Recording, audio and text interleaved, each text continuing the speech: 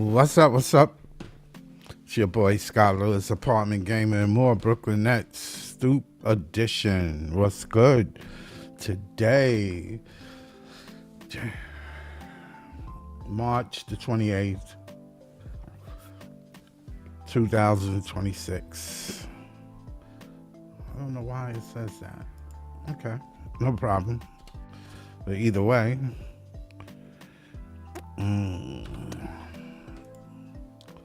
what's good people? What's good? I want to talk a little bit about, are the Nets looking for a fast retool? Are we looking to go to fast track, man? Hell yeah. Losing is not fun. Of course we looking for the fast track. Yeah, no, but for real though. It's going to be like a mixture of everything depends on the draft, man. This year's draft is everything for I guess the Nets and Sean and them, because they just got all their chips involved. I'm gonna put the link in the chat just in case somebody want to jump in. We're gonna talk a little bit about the draft because that's the future of the Nets, man. I mean, it seemed like that's the future, and as far as free agency is concerned, everything is dependent on this season and this off season. I mean, everything depends on it. Hopefully, Diego get a chance to get some come back. Well, he ain't coming back this year. He's going to probably sit out the whole year and train up for next year. We probably be looking for a free agency, some disgruntled superstar or somebody, because we have the cap space. We probably be looking for dealing and wheeling and dealing some of the players that we have. I don't know how far or how deep. I don't even think Sean knows, but I mean, whatever comes across his table, I think he's going to look at it. Everybody is expendable on the team. They got to get their point guard thing together, man. That's it's still not together. It's still not there. I mean, they have I mean, there's a couple of point guards you could pick up. You can pick up a point guard that doesn't score a lot of points, but I mean, what are you trying to get? A Cade Cunningham type of point guard? It's not like that. It grows on trees. Like you can just go outside and go and get you a 6'8" point guard, or 6'9", or 6'6", 6'7". I mean, a 6'7" point guard and lead your team. It's not like it's everywhere for you to get, But then again, it could be. Could be just that you need to look in. You need to look here, Sean. You need to look in the United States, man.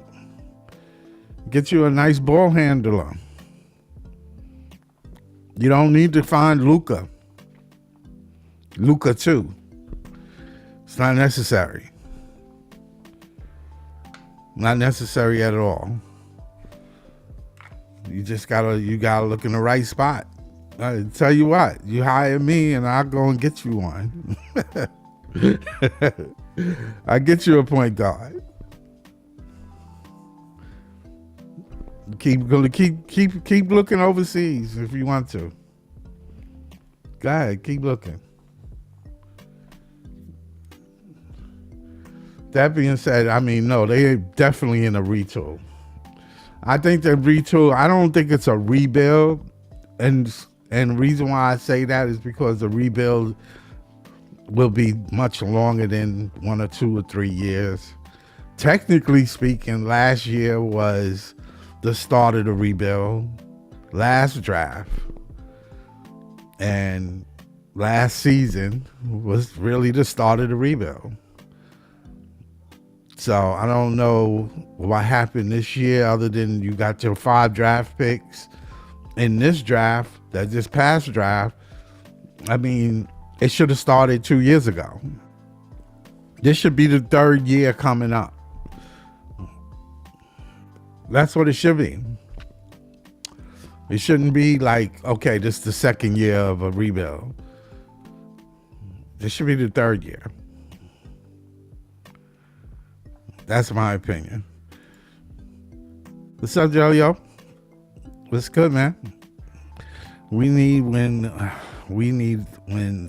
these three rookie point guards to take a leap next season. You got that right. Sean needs them to take a leap for his job. That's how I feel.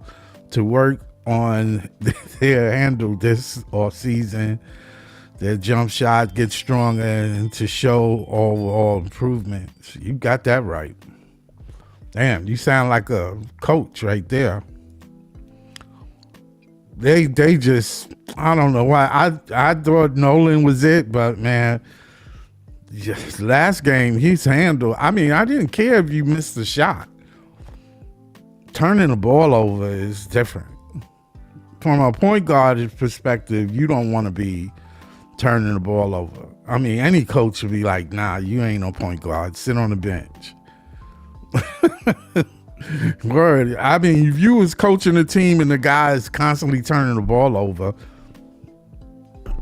I don't care if you score or not. It don't matter. If you're scoring and turning the ball over, then you a spot up shooter. That's, you're not a point guard.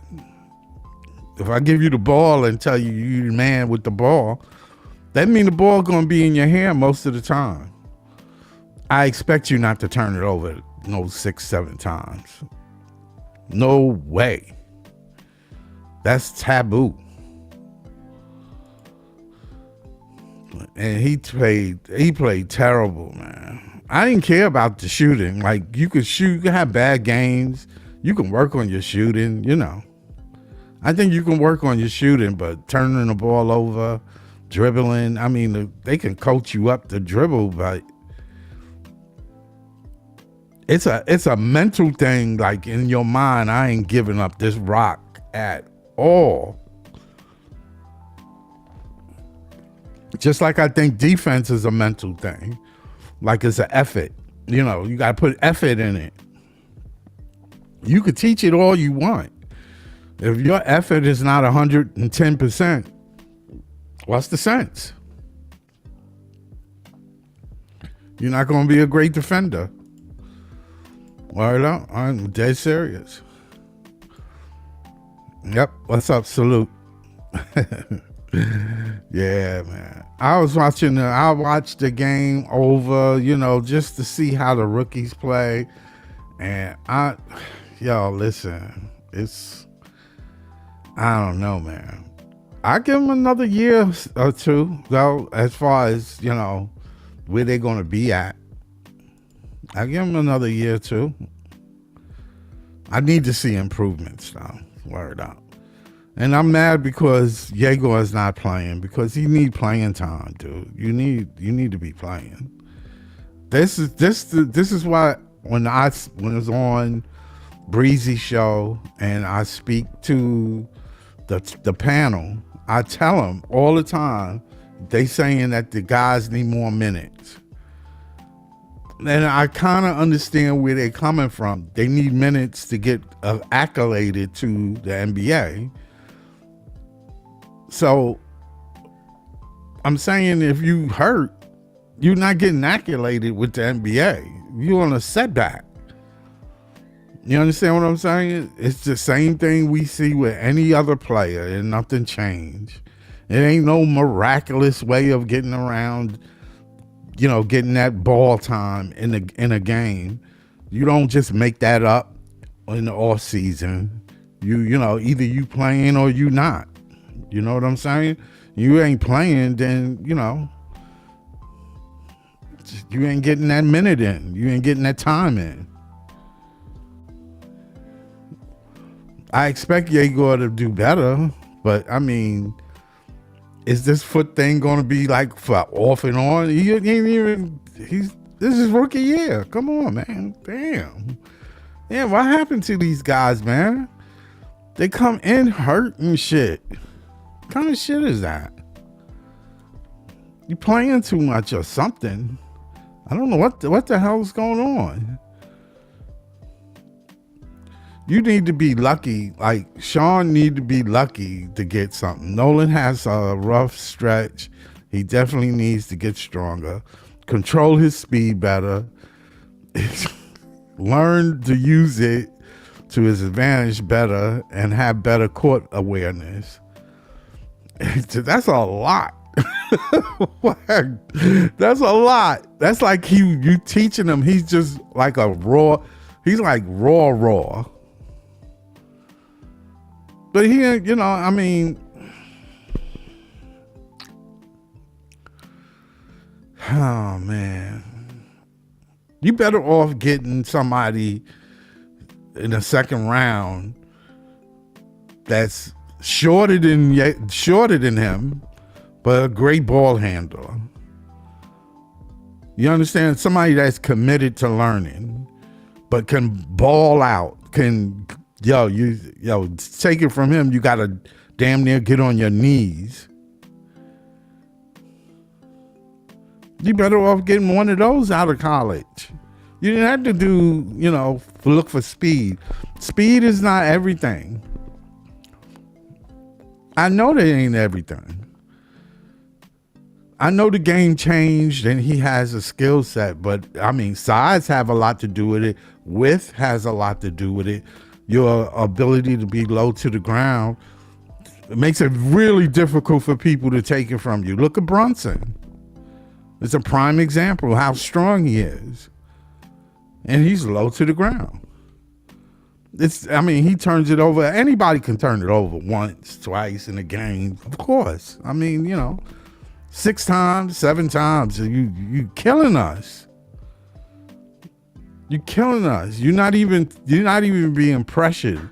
When in the case of Brunson, when I see him, he's being pressured in the turnover. At least they pressuring him. They committed to trying to get that shit out of his hand.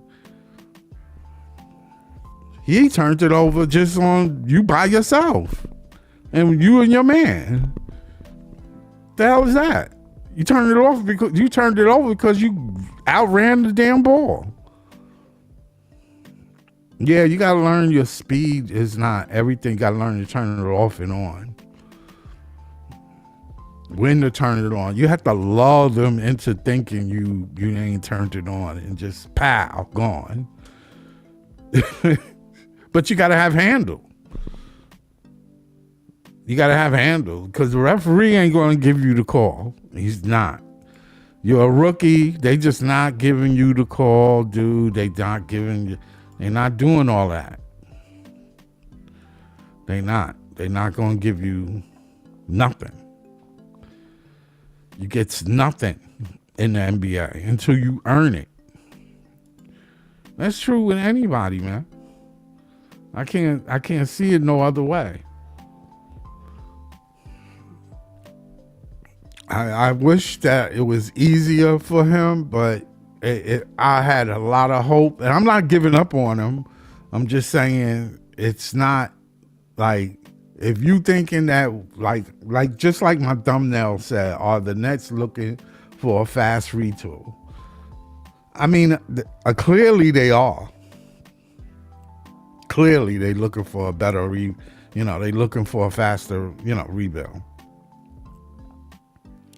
They can't wait. I mean, it ain't gonna be like OKC type of rebuild. That's what I'm saying. OKC rebuild was like what, 7-8 years? It was some time. I know it goes by quick when you winning. You be like, oh shit, I remember we was ass just 5 years ago,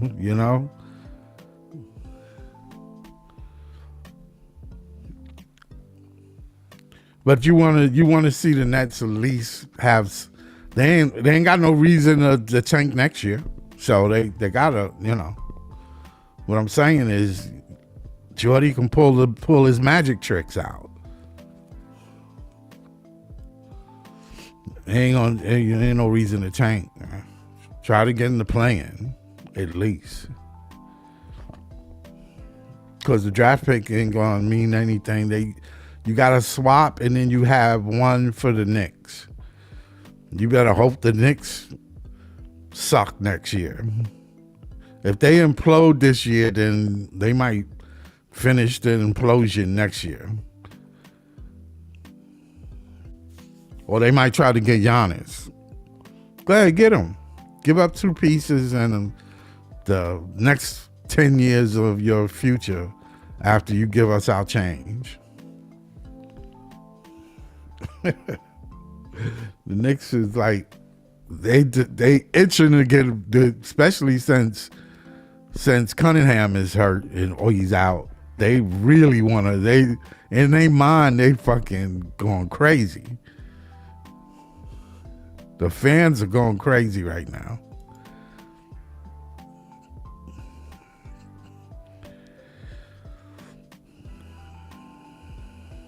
Yeah, they all raw. All of them are raw. All of them are raw. All don't have good handles. And I don't, that's one of the things I was trying to okay, before the draft last year, I said we need a point guard. I wanted a point guard. I didn't think he was going to, and it's okay. Nolan is cool. That was a good pickup. I mean, Will Riley was there, but I mean, there was people that you could have got other than Nolan. Nolan would have been there. Drake Powell would have been, and Nolan would have been right where they at. You had 4 picks at 19, I think 21, 22, something like that. And 27 or 20, 22 and 23. Okay, Will Riley was there. You need a wing. He's raw. You could have used him. Make good trade bait, that's for sure. A lot of teams want wings and young like him. And he's decent. He got a little game. I ain't saying he's going to score 20 points, but, you never know. Next year, he might come out on fire. You decided to go for another point guard and then take Saraf. Where that taking you? Where's that going? Where's he going to get the playing time? Is he going to be that much better? Is he the next Ginobili? I don't know, man. I'm just saying, I'm just trying to critique the idea of why he went all overseas when he could have just got a couple of athletes from, you know what I'm saying. And these guys are playing. Retool is playing. He playing well. These guys are playing.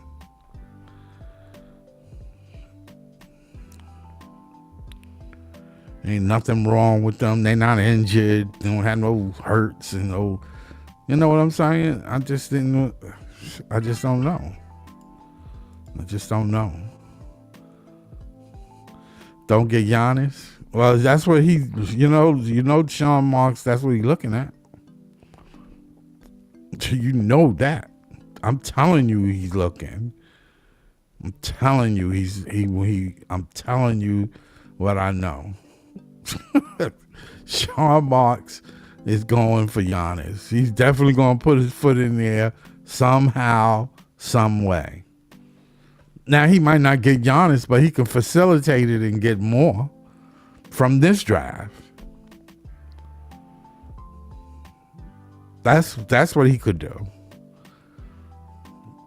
He could make that move so with another team can get him, especially out west.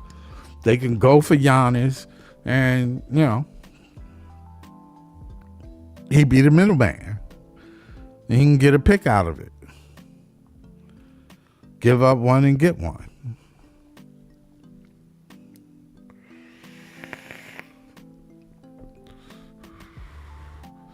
And try to get, close to in the teens. Because I'm telling you, in the teens in this draft, there's people there. There's people there. There's people there. There's a point guard in there. Might not be that prototypical 6'8", 6'9" that everybody want. you already got that. You ain't got Jaeger. Jaeger is that prototypic, but he's not. I don't know if he got that dog in him. Like, is he physically enough to, he got some work to do. I mean, his feet be his dog. When you ever see him run up and down the court, look like his dogs are hurting. He don't run like upright. He run like his dogs are hurting. I don't care how you twist it. He runs like his dogs are killing him. I'm trying to get my man. Oh, I got him in. Okay. We got Leaf in the house. What's up, Leaf? Yo, what's good, man? I'm good. I'm clear. Yeah, you good. You good. You clear. Yeah. Hold on, I'm just talking about. Oh yeah, I saw it when you was. I saw it earlier today. Yeah. Yeah. My girlfriend got it early. 'Cause my birthday is like in another week. So you sound real good now. You sound good. The shit sound official. I had to test it out, and I tested it out because I'm not on StreamYard because StreamYard they be taxing. So I'm on. They mad expensive. Them niggas want prostitute prices, bro. Like I ain't got it. I ain't got it. Them niggas is charging more than hookers, nigga. Yo, they killing. They're killing like people. For real, bro. Listen, bro. I'm not Charlie Sheen. I ain't got hooker bread, bro. I don't, bro. Like I ain't up. If I was up, I'd still be in New York. I'm in Middle America. God damn. Yeah, you trying to cut back, right? Shit, I had to cut back on everything, bro. Like, shit, I just ran into a gallon of milk. It's what $2.50 out here. Yeah. Shit, I don't drink that shit no more. But damn, that shit is crazy. Yeah, but that was a nice gift she man, gave you. That was nice. Yeah. She got a whole bunch of shit in the bag. I'm like, man, miss, you buying a whole bunch of shit up in here, man. Because now when it come on your birthday, now I gotta cash out, man. You got to, of course, you got to kick it back. Yeah. And she gonna want the works, man. She kept sending me links to this that Bath Body Works store with the fragrance. Oh yeah, they like shit. that shit. Yeah. I ain't gonna lie. I'm like looking at shit up in there. I went up in the mall. I've looked at that shit. I was like, man, y'all niggas better give me a discount, man, or something, man. Like this. Yeah, shit, it adds up quick. That shit. It added up quick because my mother, she gave me one of them gift cards, and I seen it, and I was just like, I'm like, I know exactly what to do with this. I started cashing out on shit. I ran through that gift card in seconds, man. I bought my girlfriend every damn thing, but the fragrance, the lotions, sprays, everything that matched, all that shit, that shit. Bought it. She done messed around and got a hair net bonnet and screw all types. I'm like, they like that shit. Yeah, man. That. I'm like, miss, I got you. I don't know if I got the right shit, but all that shit should be in the basket. So you should be good. But yeah, man. Yeah, we talking about the rookies. Yeah, and we really talking about whether the Nets are trying to retool, because some people say a rebuild, but I don't think Sean wants a rebuild. He wants a retool. He wants to be in the play-in this year, at least. I mean, that's possible even if you rebuild. That is possible. It is possible, bro. I mean, look what the hell Canepo doing for Charlotte. Oh yeah, now you got a point there. Like he is doing what Jordan couldn't do from the owner's box. He's saving that franchise. Yes, he is. He is saving them. Yes, he is. Everybody think it's LaMelo Ball. They had them niggas for years. They just got Canepo, and now they beating the shit out of teams hand over fist. Did you see what they did to the Knicks the other night? I know, they put it on them too. The weak ass Knickerbummers. Well, they ain't going nowhere anyway. But. Of course the Knicks ain't going nowhere. But I'm saying that, like, here's the thing. You have to adapt a play style. Not necessarily a player, and the reason being is this: We just seen Cooper Flag go to a team that had AD and Kyrie. You just seen Dylan Harper, who went number 2 to a team that had Wemby and De'Aaron Fox. These rookies ain't trying to struggle. Yeah, these rookies ain't trying to have their own team. But listen, for those of y'all that's watching this, and for those of y'all that think some of these players could have their own team, bro, like that shit is starting to become a thing of the past because teams is loaded now and they running systems and they running shit, and it's certain play styles will get you further than one player just running the show. Yeah, that's true. How it is now, bro. Like, listen, Giannis, Joker, Joel, they all sat at the same table. They all ran their franchises for years. They all was built around for years. And granted, Giannis is a champion. Giannis is an MVP. He got MVPs. So does Joker. I mean, Shea, we just watched SGA get a championship, but had it not been for Tyrese Halliburton injury, we'd probably be looking at the Indiana Pacers right now. Yeah, that's true. So my thing is, but like, do you want, like, everybody is so contingent on, yo, let's go get a player and then build around him. Let's just get a team. Let's build a team. Let's build a team. Like, bruh, I said it on a podcast earlier with Gary. Right. The go back to the 17-0 run that we had against the Knicks. That's how the Nets should be playing. Yeah. All next year. Yeah. But the thing is, you need better athletes. Yo, if you telling Yegor Demen that, yo, I need you to be Con Canepa. If you telling MPJ, yo, keep shooting like you've been shooting. And if you're telling Danny Wolf and whatchamacallit, bro, like, I need you to pass and be connectors like y'all being, what are you missing? You're only missing athletes. Where's your athletes? Put your athletes on the court. Where's your where's the niggas on the team that's jumping 40 inches vert and shit? Bro, where's the high flyers? Go mix them with those players and create your system and run. Yeah, we one of the youngest teams in the league, and we one of the slowest paces in the league. How the fuck is that? I ain't never seen those. Well, you know why they doing it though. Jordy subbing people out in the fourth quarter that's playing well. Yeah, I listen. And you know what? And I understand because we're tanking. Yeah, listen, I seen it. The first 3 quarters, we playing our asses off. We giving everybody, we giving all the people hope that we could do certain shit. And this is the story that I get to run with next year, because in the offseason, people gonna ask me, yo, wasn't the Nets trash last year? I'll be like, no, we weren't trash last year. We were tanking. A lot of those games we was in all the way to the third quarter. We just took the starters and the players out, and then we got in the fourth quarter and put bums in and put tanking niggas in that can't do no good.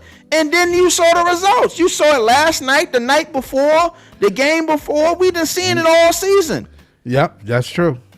So in reality, bro, like this team, somebody on this team, somebody on the coaching staff has an idea of what's the missing ingredient for this team to be truly, truly competitive now that we don't have picks for next year.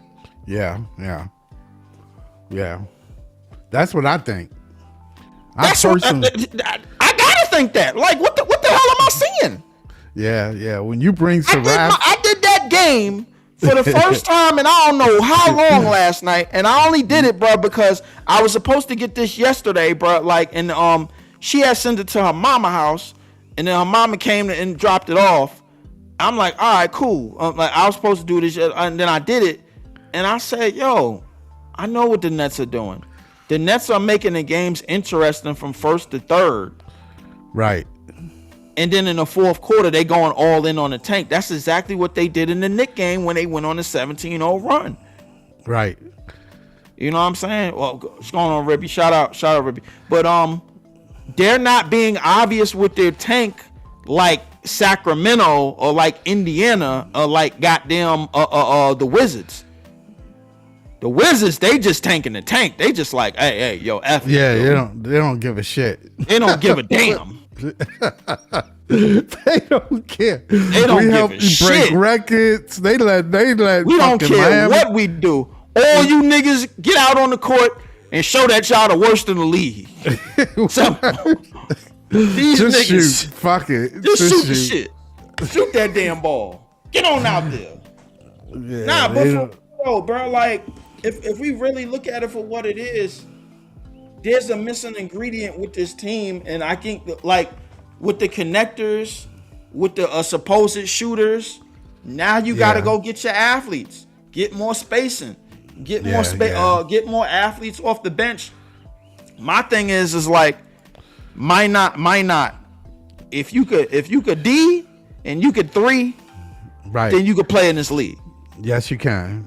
I think he can. And Zaire proving it.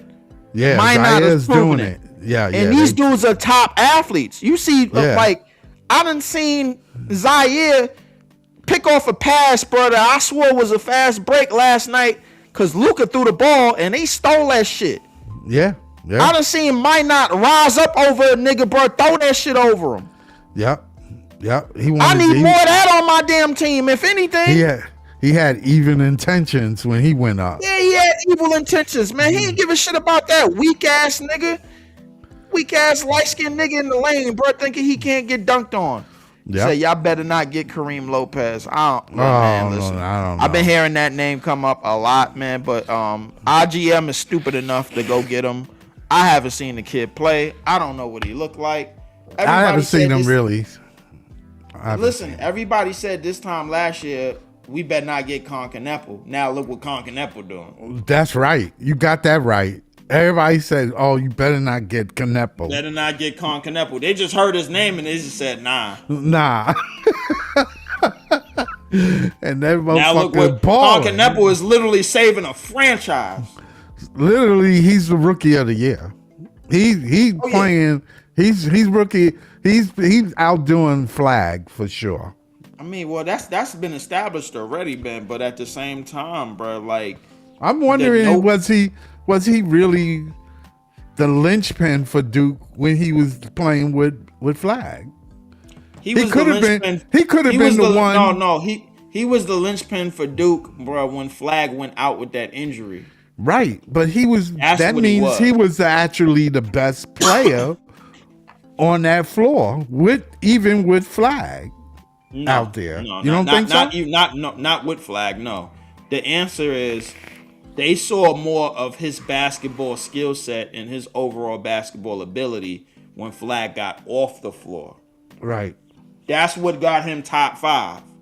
Because had it not been for that, we probably would have Concanepo right now. And Concanepo, for all intents and purposes, Concanepo is the smartest person on his team. And if he was here, he would be the smartest person on our team. I don't mean to give the kid this praise, but he is a very, very smart basketball player. Yeah. That is true. Con is not better than Cooper Flag by any stretch of the imagination. No. But in terms of his basketball awareness and where to be, he does a lot of things great on the basketball court. Everybody thought he was just a shooter. No, he could rebound, he could pass, he could play out of the he could do a little bit of everything. Yeah. It's just that he can shoot very well in the process. Do you think he's a better shooter than Flag? Yeah. Yeah, you're a better shooter than Flag. The only person he's not a better shooter in this draft, in the draft that he came out of, is Trey Johnson. Trey Johnson's the best shooter. Trey Johnson's about to be the greatest shooter ever. I'm marking that. Who, Trey Johnson? Yeah. Trey Johnson is about to be the greatest shooter ever. That's what he's about to be. Fuck Steph. Fuck what Steph did. Fuck him. Straight up. I'm saying that. It's over. It's over. Yeah. It's Fuck over. Steph. Fuck him. It's over. Yeah. Trey Johnson and Concanepo right now are way better shooters than Steph and Clay ever was. But John, we gonna get top 4. Don't stress yourself out. We gonna get top 4. No, stress yourself out. We ain't getting shit. Stress yourself out, John. We ain't getting shit. See, Leaf ain't gonna be upset when it don't happen. He will not be upset. But you stressing yourself out, John. Because here's the thing, bro. Everybody is acting like even if we do get a top 4 pick, like the journey is over. Like, all right, boom, we could just march right back to what to the playoffs and do this and do that and do all of this. You say y'all let Leaf get away with blasphemy. It ain't blasphemy at all, Noel. No, it's truth. It's all truth. What's up, Jay? That's what it is. It ain't no blasphemy, bro. Like, listen, I'm not gonna lose no sleep if we don't get it, because I already know. Well, the way we playing, we should be somewhere around the top 5 at least. Listen, my predictions for the top 6, in terms of draft order, I don't really. I say number 1, Dallas. Number 2, Warriors. Number 3, Chicago. Number 4, the Wizards. Number 5, Indiana. Number 6, us. Okay. That's the first 6 of the draft order. I think we get the 3rd. I don't think we get shit. I think we get the 3rd pick. I think the NBA, because the thing is, the NBA in the top 4 picks, they are aligned. They talking to each other. They agents are calling up the NBA and be like, hey, yo, can you move this team up in the draft? Can you do this? Can you move that? You good? You cool? Okay, cool. So the top 3 picks in the draft, they have to make sure that those picks don't struggle. They have to make sure them picks go to certain teams where they are not instantly the number 1 options right away. Okay. You know what I'm saying? Sense. Because it makes sense, because you didn't do that. Like, that's not what you did to Cooper Flagg. Cooper Flagg got Jason Kidd as his head coach. Yeah, that's amazing. Word up.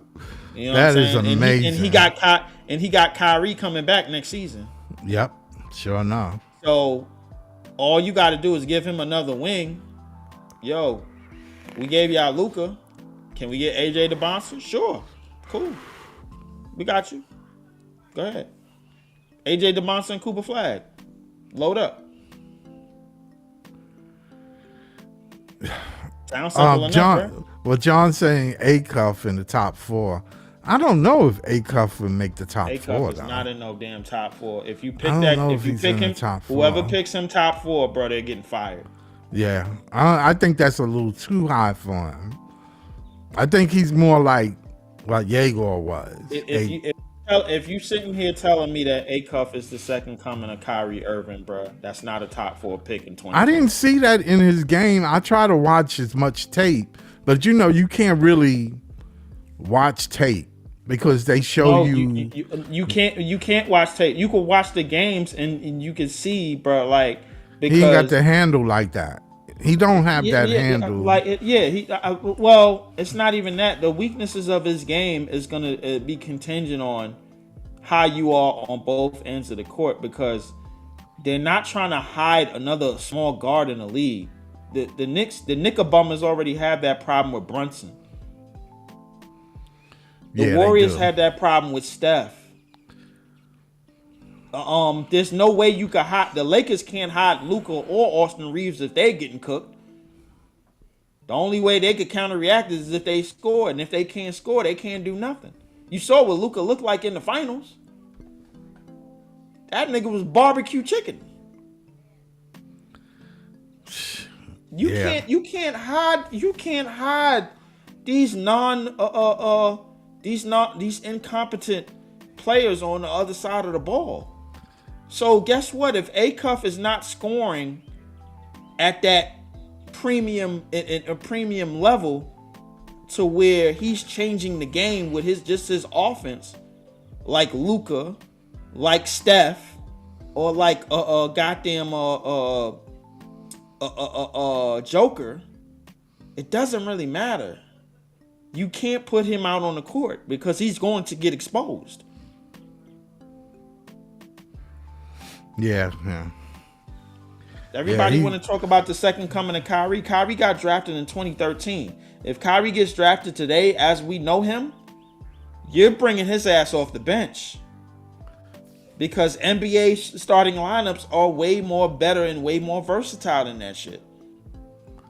They are. I mean, it is what it is, man. Yeah, I know John's saying outside the top 4. Yeah. Yeah, I get it. The worst thing that could happen. I don't think he's even in the top 5, but I give you that. The worst thing that could happen to us, bro, is if Acuff is the best player on the board and we have the pick. That's the worst. That means thing we failed terribly. That means yeah, we got the 6 pick. The thing is 7 pick. We're gonna fail either way because we're gonna be at the bottom of the league and we still gonna get the number 6 pick. So we already failed. We failed because we screwed the NBA over. I hope you're wrong, Leaf. I never wished you wrong, but I hope you're wrong about that. Leaf made the playoff with Randall while you guys were sweating first one. Bruh, you not bringing up that year. You not bringing up that sad ass year, bruh, when y'all went to the playoffs and y'all played. No, that wasn't the year that y'all played Atlanta. You're right. Yeah, he is right. We not giving the Knicks we not giving the Knickerbummers pats on the back because they made the playoffs, Ribby. Excuse me. That shit off the screen.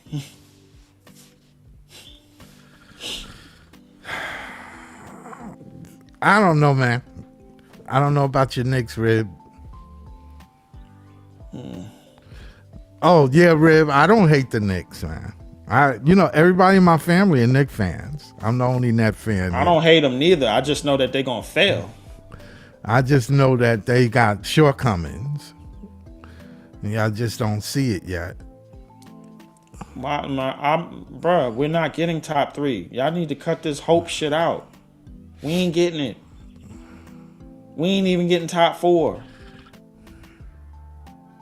Shit is over with, bro. The best chance that we got is some dumbass in the top 4 pick Acuff or Kingston Flemings, and then Caleb Wilson is left on the board, and then we go get him. Because I'll tell you who we don't want. We don't want Darren Peterson. We don't want Acuff, and we don't want Kingston Fleming. We might want Keaton Wagler, maybe. Said Keaton Wagner. From Illinois. I think Brooklyn will value Keaton Wagler over Kingston Fleming and Acuff because he's slightly tall and can defend and knock down shots, and some people have given him a Curry comp. See, okay, now when you say that, now I got to go do my recon and go look the player up, because when you say that, now I gotta look at what I need to look at. Is this guy like the shooter? Is he the wing shooter? Is he the wing shooter that we need? Yeah, is he the wing guy that we looking for? Is he the wing shooter that we looking for? So right now, I don't know. You know what I'm saying? Hold on. The hell I just do with my phone? What's his name? Keaton Wagner? Keaton Wagner, yeah. So that really depends. If he's the wing shooter that we looking for. Said why y'all rise? Leaf. Rise to what, bro? What are we rising to? Not a damn thing. Keaton Wagner is 6'6". Okay, 180 pounds. Yeah, you need to gain like another. If you gain like another 30 pounds, bro, like I believe in you somewhat, but cut your hair, kid, bro. Like, come on, bro. You out here looking sus. he got that mop. Yeah, man. We Ain't got nobody gonna take CJ you. in the house. Ain't What's nobody up, gonna take CJ? you serious. Ain't nobody gonna take you seriously, man, with the 2K haircut, man. Cut that shit, bro. Come on, man. What about King Waller? I think I got King Waller. Huh? Yeah, that's Keaton Yeah, that's what we Waller. looking at. Yeah. We just Yeah. going over like him and like his shooting ability. Rebound. I Uh-huh. mean, he looked like he could do a little bit more. Yeah. Six Shoot. six point guard. Yeah, he looked like he could do some things, man. I don't mind him as a shooter. Because we already got connectors and we already got players that could bring the ball up and do things and they want to pass. So right now we need shooters and athletes, bro. Like, Leave. you know I've what been I'm telling saying? people about this dude since he dropped that 46 damn point. How the way he moved. He moves so smooth. Like his Right. game is so slow and smooth. Like he just one of them dudes. They say he play like Shea. I don't think he play like Shea. Is that he got a 3.9 when he dropped them 46 points? Was he moving like Shea? Yeah, he was moving like Shea, but he just had a 3-point shot. But yeah, his game is just smooth, fluid Yeah, and no, smooth. his game is definitely smooth, but I think Mikael Brown had that he got that type of game too, but he just a little bit more athletic. Naderman is somewhat of a project to me. I think at 6 he is 6'10", but I still think he's somewhat of a project. Kareem Lopez. Oh What my you like God! about him, Lee? Cause you know Mexico. John don't like him, bro. John don't like him. I don't know, bro. I ain't really see him play much, bro. Like I just want to point I'm this out, Lee. hoping. He led his team to a championship in the toughest conference ever in the NBL with 32 points. So I mean, I told you we do got to appreciate that because that's something very hard to do in a tough league. That is hard to do in a tough league, man. But the thing is, I'm not trying to overvalue these overseas players, man. Like the thing is, right now, I feel like we got enough overseas players, bro, that are connectors and Yeah, passers and we don't need like no more and overseas players. I think we Word got up. enough guys that's willing to shoot. Now it's time to go get some athletes, bro. Yeah. It's time to go get some run and dunk, run and I, jump I, and dunk and defense I type agree with you, niggas, John. bro. I think Wilder got a higher ceiling than him. So Wilder really a better shooter than all of them. Well, what I want Wilder to do, he got the in between game. I just want Wilder just to get better with his mid range because I see the flashes there. He get better with the mid range. It's scary, man. 'Cause the way he could shoot is crazy, man. It is crazy. He can hit you with a jab stuff and step back. You don't even know it. His jab stuff is crazy. And speaking of Wilder playing right now.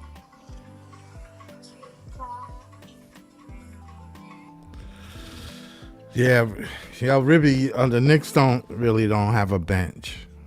They So let me really ask you don't. something. We draft Wilder. Well, Wilder be the starting point guard. The problem with the Knicks is, bro, like when they start to run into teams, where they can't hide Brunson or they can't hide Brunson and Cat and pick and roll situations and they know how to Yeah, it expose becomes a That's problem. the Yeah, problem.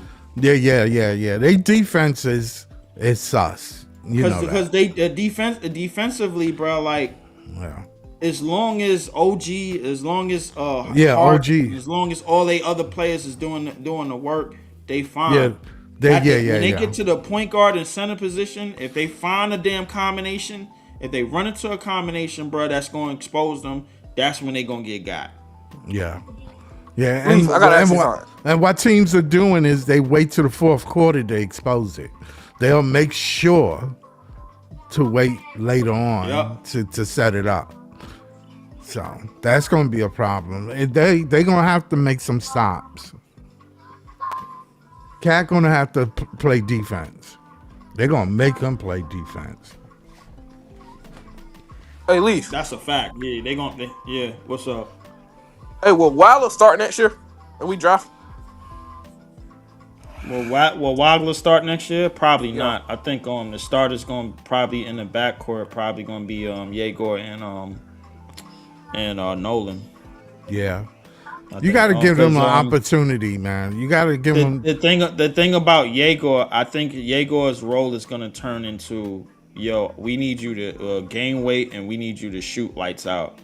We need you to continue to work on your 3-point shooting. And I think as a shooter, he worked out this year. A lot of people was concerned that, he wasn't going to get the 3-ball down, but he started to hit threes, and he just need to realize the player that he was in college, he may not be in the NBA, but it's more than one way. It's more than one way to bake a cake in the NBA as a player, bro. Like, you could be more effective doing something else other than what you did in college. You know what I'm saying? So if he's asked to shoot north of 7 threes a game this time next year, and he's playing and starting at the 2, okay. But he just need to get better. He just need to get better at catching and shooting on a fast break. If we asking him to turn into Klay Thompson or Con Kneppel, fine. Me personally, I'm finding some way to start Wilder, bro. You just can't teach 6'6", man. I mean, but Yegor is 6'9".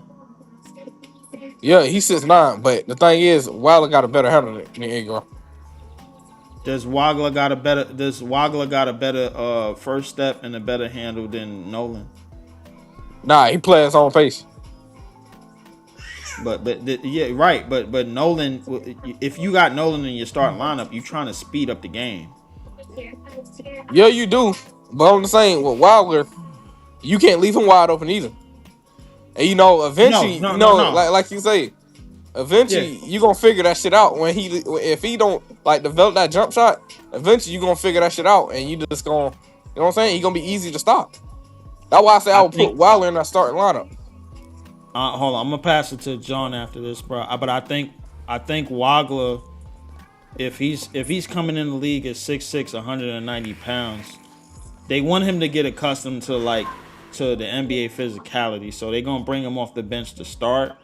They're gonna bring him off the bench at the first start of the season, see how he does, and then they're gonna try to raise it up, raise his minutes little by little, depending on how he plays. But if his shooting can translate to the NBA immediately, to the point, and then defensively, bro, he could start doing some things. Then you could go from there. Ribby, y'all top 5 in offense and defense because y'all beat some bum ass teams, bro. Oh, for sure, I agree.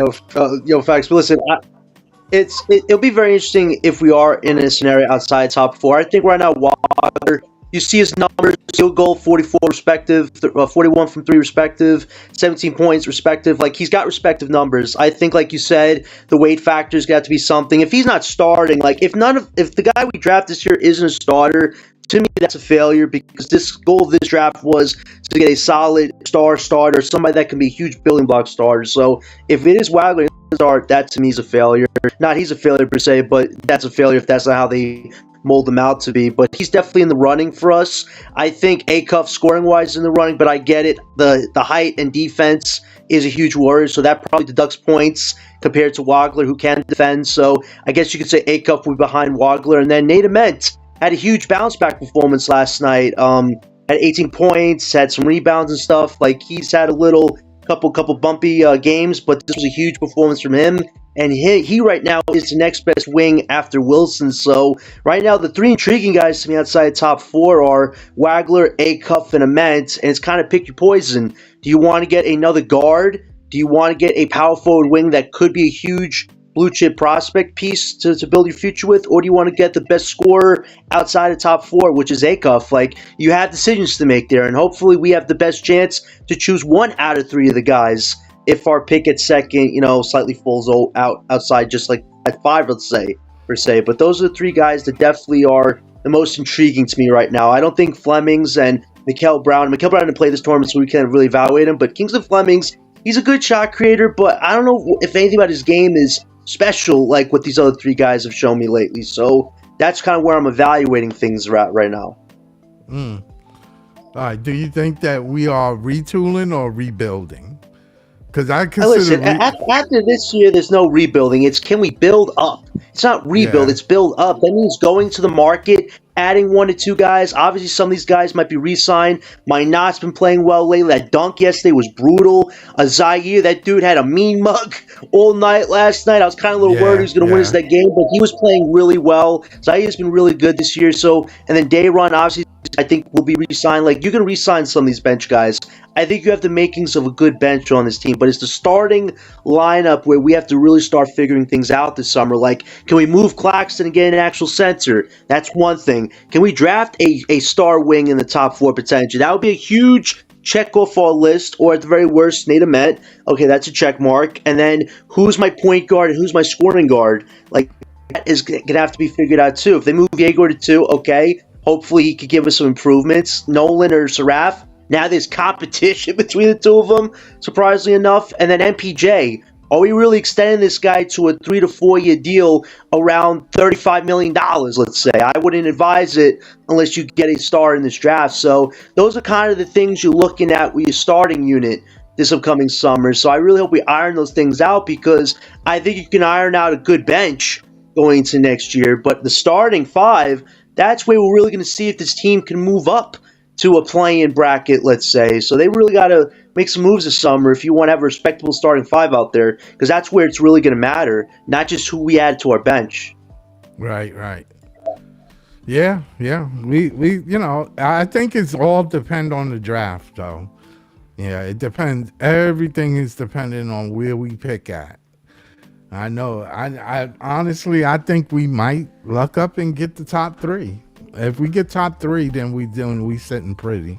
The only problem is, Scott, we're facing the Kings tomorrow. They're playing tonight. We face the Wizards in a few days. They're playing on a back-to-back. And the Pacers, we face them too on a back-to-back. So the 3 teams that are competing with us, they all play before they face us. Like, there's a little cause for concern there, because if Zaire Claxton, who aren't getting rested tomorrow, play, that could potentially throw a wrench in things, because these guys that aren't getting rested are playing really good. That might hurt us a bit, because these other teams are, selfishly, unselfishly, losing these games. The Pacers last night, Scott, they had the Clippers number all night. Then they start losing, and then that Huff guy, who's a great free throw shooter, misses both free throws with the game on the line. Like if I'm the Brooklyn Nets right now, and Claxton, Zaire, and some of these other tryhards aren't resting, there is cause for concern right now. So we're protecting number 2, because we have to protect this spot. We can't just go all the way down to 4 and say, well, we tried. They just did it worse, the better than we did. No. The Nets have been able to be very competitive lately and still get the desired outcome. It's just now you're really going to be tested mentally with putting out the right pieces at the right time. And for Jordy, it's been ups and downs with that, unfortunately, because these guys want to get paid right now. Zaire wants to get paid right now. That's why he's doing this extra. Got this extra giddy in his step right now. Yeah, but I think Philly finished 4th last year in the lowest team. 5. They were 5. They finished 5. They finished. And they got the third pick. And they got the third pick. Yeah. They got the third pick. But we ain't So, finishing at 5. We never hit that fucking game winner. Wait, Scott, we could finish no lower than 4 right now. Before, the lowest you can get is 8. The lowest you can get with the 4th pick is 8, which would be exactly where we were last year. Did not want that. I don't think we going. Oh, it's imperative. I mean, it is a lottery, though. It is a lottery. I keep saying that. I mean, but Scott, there's no room for error. There's no room for error with this one. If we are worse than we were last year, which we are, and there's only 2-3 teams in front of us, that 2 or 3 teams doesn't guarantee them first and second pick neither. They still in that same group. They still in that same group. It's imperative on May 10 to get the best outcome, because Scott, if you don't have a franchise, I don't think losing at this point is going to matter. No, I it really does because if you don't come away with top four to build I a think that's a competitive team this lottery. summer, it's gonna That's a be it. Wait, yeah, wait, wait, yeah. Scott, forget no, because last year we botched it epically, and I said this. You have no safety net. Last year was a safety net because you had this draft to think about. Now after this year, there is no draft next year for us to think about. We don't have our own Right. picks, so it's imperative that we protect where we're at because if you go into next summer with this current roster without a number one guy, you can't just go get it on the trade market unless you want to shoot yourself in the foot because you have to pay MPJ for one to be a third, second option. And then you have these young guys who have to make a leap next year. So for the Nets, it's imperative you come away with top four or else you can't build a real team this summer without doing something So crazy, so which what I'm people don't want saying, to do. I understand what you're saying. We need as much the best pick possible. I get it. What I'm saying is, it is a You do. lottery. It is a lottery, right? It is a lottery, It right? is a lottery, but we Okay. gotta protect where we're at. To be in second odds right now, I All didn't think that right. was possible two, 3 weeks I'm ago. just saying, we in second best odds at the worst record, right? Right now. At So at the then, moment, yes. right, we still can get the fourth pick. Don't We want still, it. I don't yeah, want I'm just it. saying, we still can get the fourth pick. we, Right, but we right still, now where you're at, I know I can. But no, but right where we are right now, I know I can get a top six pick, so I could come away with top but four, or at the top very six is worst, not Wagler or top maybe six. the Top Mets. top six is not going to work. Top six is not going to No, be that. Scott, it's certainty. At least I know where I could be. I'm not going to 7, 8, 9, or 10 at this Yeah, point. yeah, that's true Like too. But I'm just saying it's not. that's you. Yeah, but that's just saying that six is not better than seven. you can't say 6 could that. be better than 7. It 6, yeah, could 6 could be be. better than 7. It could be, but Scott, that. Scott, But I'm last year saying, Utah got Ace Bailey. Who was drafted after Ace Bailey? It was Trey Johnson. yeah, Come but I'm on. just saying. I'm just saying. Trey Johnson or Cooper Flag. Cooper Flag. But Okay, Ace Bailey there, was there right you go. before. There you go. But Ace Bailey was right before. All right, But wait, Ace wait. Bailey was right before Trey Johnson. Well, I'm just saying. I'm just saying. I'm just saying. That's what I'm saying. I'm I saying. know, but It's a your argument to lottery. say that It's a like lottery. That's why I'm not getting my hopes. I know they just lose and get in a great position. They in a great it's position right now. self-preservation. That's all it is self-preservation. It's like don't Losing, screw yourself over. yeah, no, don't win. But I mean, play the game. Don't go out there to try to sabotage yourself. What I'm saying is, it is a lottery. I mean, don't feel bad if you get the worst record in the league and you get the fifth pick. Hey, if it's the fifth pick, I get the That's first nothing. choice out. If it's the That's fifth pick, I get the first choice outside of top four, which is control. I'd rather have that control, that decision, than have to go 6, 7, 8 to draft somebody where I already have people off the table. That was our problem last year. We let so many guys pass by us because we were screwing around last year with the yeah, morale wins. yeah. We got Jay in the house. What's up, Jay? What's up, Jay Noel? Yeah, what's going on? What's going on, y'all? Can y'all hear Not me? much, not much. Yeah, Yes, we we got can you. hear you. We can hear Yeah, you. Okay, cool. But okay, so yeah, this is a good argument right here. Salute to you, Scott, for putting on the stream. So there is something the Nets can't control here. Like Scott, yeah, you're like I understand what you're saying. It's a draft, and I kind of have the mentality like don't get your hopes up. But when you look at the position that the Nets are in, like as of today, there is a thing you can do. Let me tell you what you can do. If you lose out the season, yeah. You're better your off. your floor is going to be the fifth pick. Right, exactly. Right, Right. So right. so so so so here's the thing.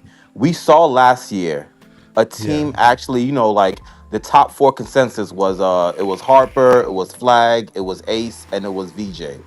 We right, saw we saw a team pass on Ace. right. So now Ace Right. fell into the fifth pick. So now a team is now benefiting from now getting Ace Bailey. So it's like I feel like that's what the Nets have to do, man. Like you're talking about an NBA team who's been screwed over multiple times by the league. We have the Right. worst luck Right. during that Yeah. whole Right. COVID. during that whole stuff, the NBA didn't do anything to help out the Nets. No one did anything to kind of look out for the Nets. And we Yeah. saw what MLB did, to, like, to kind of cover their team. So I just think the Nets have to be blatant and just say, fuck this shit and just tank all the Just go way. all the way. Yeah. Just go Yeah. all the way because even if it looks nasty, it's like the NBA has never proven to reward honor. They don't do No. that because Right, if that was the right, case, the Chicago Bulls would have multiple top three picks because the Yeah. Chicago Bulls right. play And Jay, basketball. And Yeah, Jay, so you heard about the crappy. You heard about those crappy reforms, right? They want to expand it now to first round exits. Imagine Spurs, OKC, Boston are a first round exit, and you're gifting them a lottery chance. Like this is why self preservation matters. But this is our last time, hopefully for a long time, doing this BS because Scott, they're gonna try to reward good teams still, and for us, we need all the talent we can get at this point. And right now, we're locked into a top 6 pick. You got to dig your feet in the ground, like Jay Noel was saying, and don't look back. Yeah. yeah, Yeah. like that's what you have to do. And like just to finish off, it's like because they will like who knows like when this draft comes, who knows how these workouts go. Maybe there's a team that actually like maybe Darren drops to 5. Who knows? Maybe teams are just turned off by him. He drops to 5. Maybe one of them. But you have to give yourself the best possible chance. And last thing I'm gonna say, why I feel like having the worst record is very important. If you could look back to the new like when they changed the draft system, right? Yeah. When you get the worst record, your floor is the 5th seed. How Right. many times has the worst record picked 5 2 years in a row? Because the first record, I mean, the worst record picked 5th last draft. I don't Yeah. think the worst record has picked 5 2 years in a row. So you could actually say this, like, if you have the worst record, you're guaranteed top 4. Yeah. So it's just something to think of. It's like Yeah. how Yeah. serious are we of just turning this culture of Brooklyn basketball? That's all I'm gonna say, y'all. Appreciate y'all. No. No. No. No. You That, definitely right, Jay. that's very good. And same with second odds. Last year, second odds dropped to 6. Will it drop to 6 again? Probably, potentially not, hopefully. And let's remember, the Pacers pick could still go to 5 and go to the Clippers, which if it does, the Nets have a shot of staying at 6 or going down to the top 4. Like, your odds dramatically improve because you're locked in a certain section of the pick. That's what all we should worry about right now. And I saw might not play tomorrow. Smart move. The kid is really good. I'm kind of upset Claxton's starting tomorrow against Raynard, which Claxton should probably be resting at this point. But I think just the Nets got to do some shutdowns this week because the following week is more important than this week. We're facing Kings, then it's the Hawks and the who are we facing after the Hawks? It's a good team we're facing. The Hornets. The Hornets. So after that the following week is super important. We're facing the Bucks twice. We're facing the Wizards once, and we're facing the Pacers once. The Nets have to not win any of those 4 games, some way, somehow. If you have to send up G League guys on 8-day, 5-day contracts, you got to do that. Like, it's time to be selfish this upcoming last 2 weeks because all these other teams have been selfish, and some of them have been disgustingly selfish and got rewarded for us. The Nets, do your best to reward yourself the best opportunity. Because morale wins is not going to get you anything right now, So, especially when you want to build a good team in the future. so the games against teams that we are competing with for the bottom of the league, we play. Those games we definitely gotta lose. Have to, Mm-hmm. have to, Yeah. have The to. only And the only sad thing is Pacers and Wizards are both on back to back, so that even makes it more pressure to put our worst product out because they're going to be gassed and put their junior leagues in against us. so Yeah. we got to put out junior leagues. Like we got it. Like Yeah. we have to. Like Yeah. We we gotta have to put. hit the floor with this. Like we got to not. Yeah. Yeah. Like you said. Like we have to get nasty. It's like we got Yeah. nothing We. to lose, man. Like Yeah. we haven't had good luck in the past. How many years? Like we have nothing to lose. So Yeah. and Yeah. also Right. too, like I know it's a lot of like we talk about the Nets, it's a lot of negativity, but I watched the game last night. I watched the past couple of games, and I like what I see in Zaire and Minot. Yeah. So Yeah. what it's looking like with the Nets is Uh-huh. like you you got the rookies and just whoever you draft this year, and you just surround them with athletes. When I look at this Nets team right now, the athletes I see are Minot, I see Zaire, I see Dayron Sharp. Because in this league, you need athletes around your players. So Yeah. that's why, like, when I look at this team now, getting rid of Cam Thomas, as much as some fans don't like it, it made sense because you got to start building an identity. And all these guys like Cam Thomas, like Claxton, who really don't like, are inconsistent, don't really know who they really are because the Nets have been so up and down. It's like we got to just get rid of them and just start having a pure identity, which is just put athletes around these rookies. That's all you got to do. Put athletes around these young guys. The 5 picks you drafted this year, the 1 pick you're about to draft, I mean, the 2 picks you're about to draft this, just put athletes around them. So far, I got to give Marks his credit. Like, that might not trade is looking good. It's looking decent. Zaire is looking good, so far. Dayron hasn't looking good. But Clowney, I'm going to give him one more year. I'm going to be fair. I'm going to give Yeah. him one more year because it's time for us to stop the bullshit. All these dudes that don't know how they go, like, we don't know how they're gonna look from game one to game this. Like, I'm tired of it. And it's like these other guys, like, see, and this is why it's so good to get athletes, because one thing about an athlete, they're always gonna be athletic every single game. So it's like Right. what you're gonna get from these guys like Minot, like Zaire, like Dayron. Like, even though they may have some dumb plays, they're gonna fight with effort. So a bunch of these Right. guys who if they're not, like, if their shots are not falling, like Clowney, now he's having a bad game. Yeah. We got to just get rid of them, man, and just understand our identity. Surround these rookies around athletes, and that's it. Get a real center. Yeah.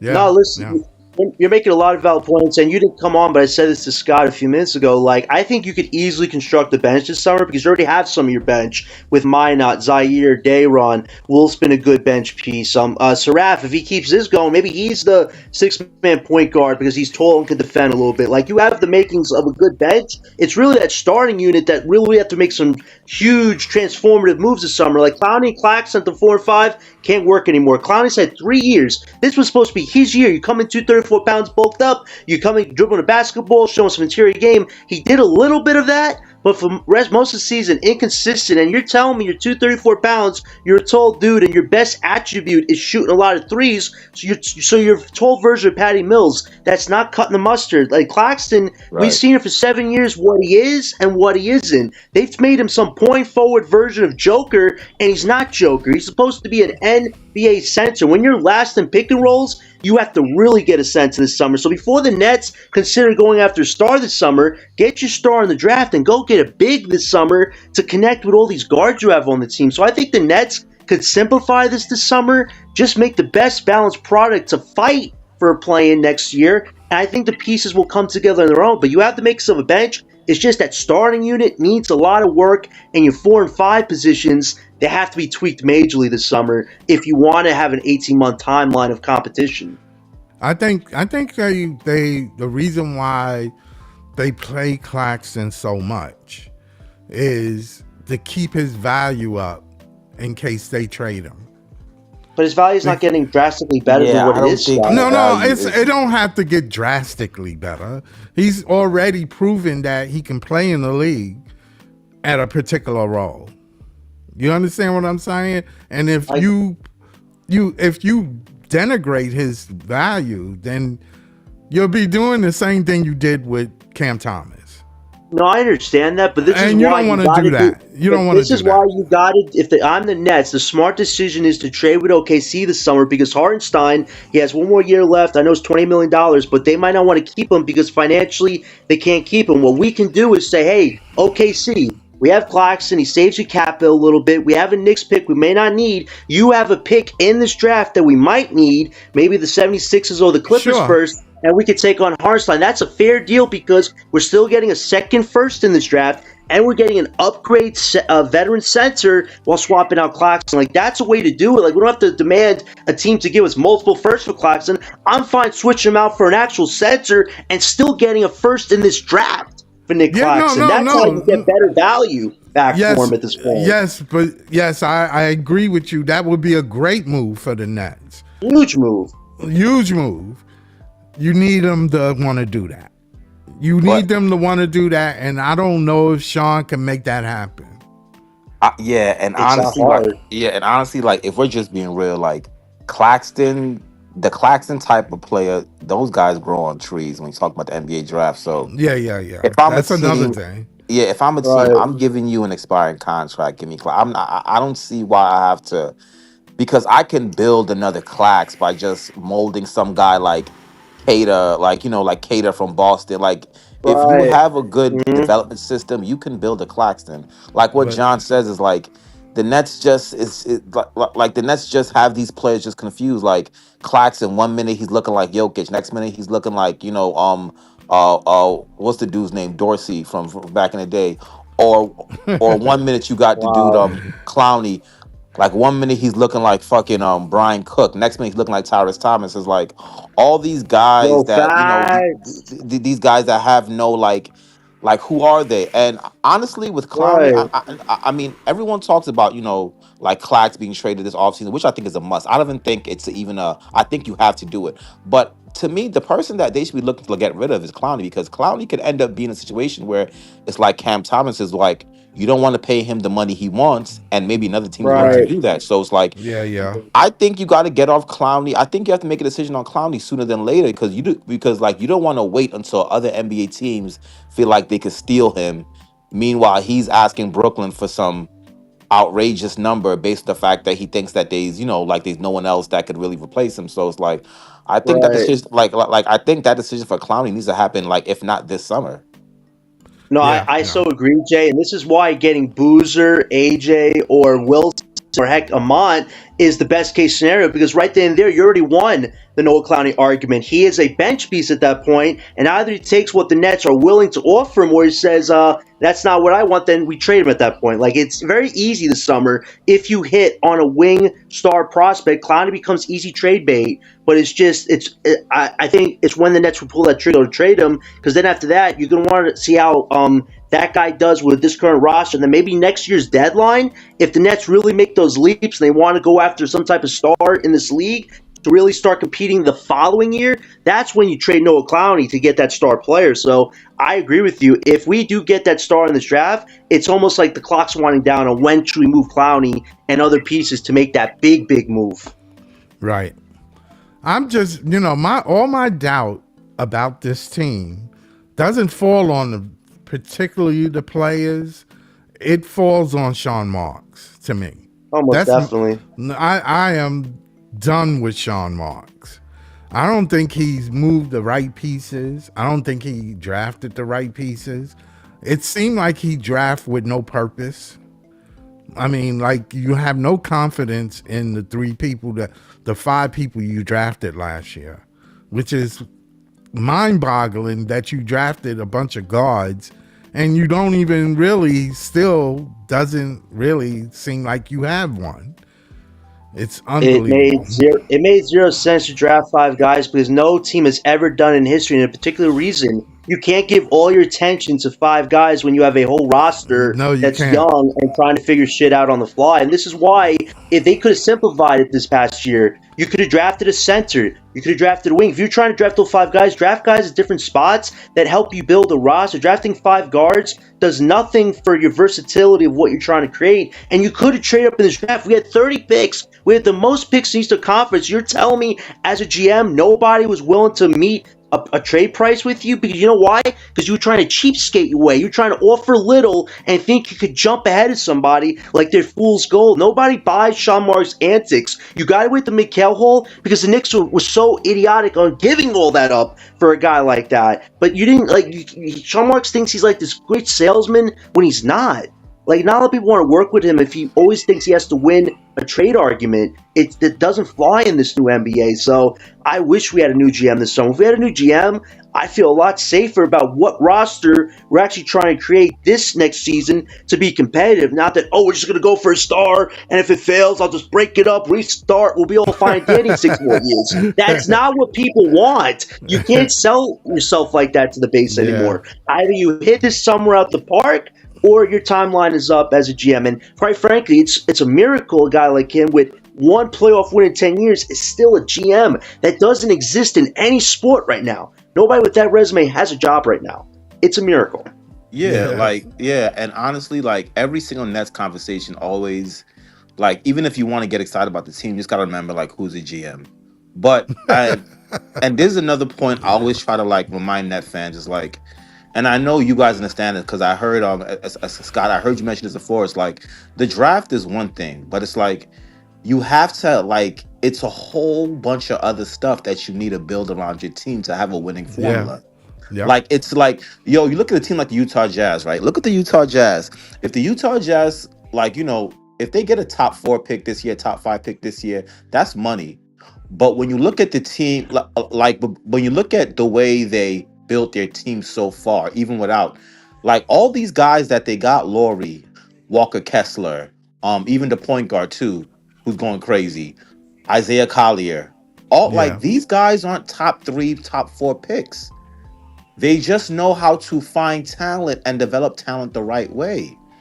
So it's like with the Brooklyn Nets, it's like, yeah, I get it. A top 3 pick, that's do or die for us. But it needs to come to the point where like we understand what the fuck we're doing. What's our identity? Why is this guy in this position? Why is this guy here? You look at them drafting 5 rookies last year. It kind of made no sense. Last night I'm watching the Nets game, right? Yeah. You traded basically you got Drake Powell from the Atlanta Hawks to take on Terrence Mann's salary. Right. So the whole point of taking on Terrence Mann's salary was to draft Drake Powell. Why the fuck am I seeing Terrence Mann handle the ball Playing. and just set up the offense yesterday instead of Drake Powell? Exactly. I think It's Jordy like- owes him money. I really do. Because there's no way man No. should still be playing this season. Yeah. Oh no, Exactly. the reason why is because that's who we tanking with. That's who we Yeah. losing. Well, games yeah. with. The rookies are the tank commanders. I don't even think apparently. the rookies are the tank commanders. The thing is like because we don't have all the rookies on the court at the same time. Right. Danny Wolf is out for the season, for the rest of the season. Only 9 games left. Yeager is out for the season. Only thing that got left is Ben Saraf.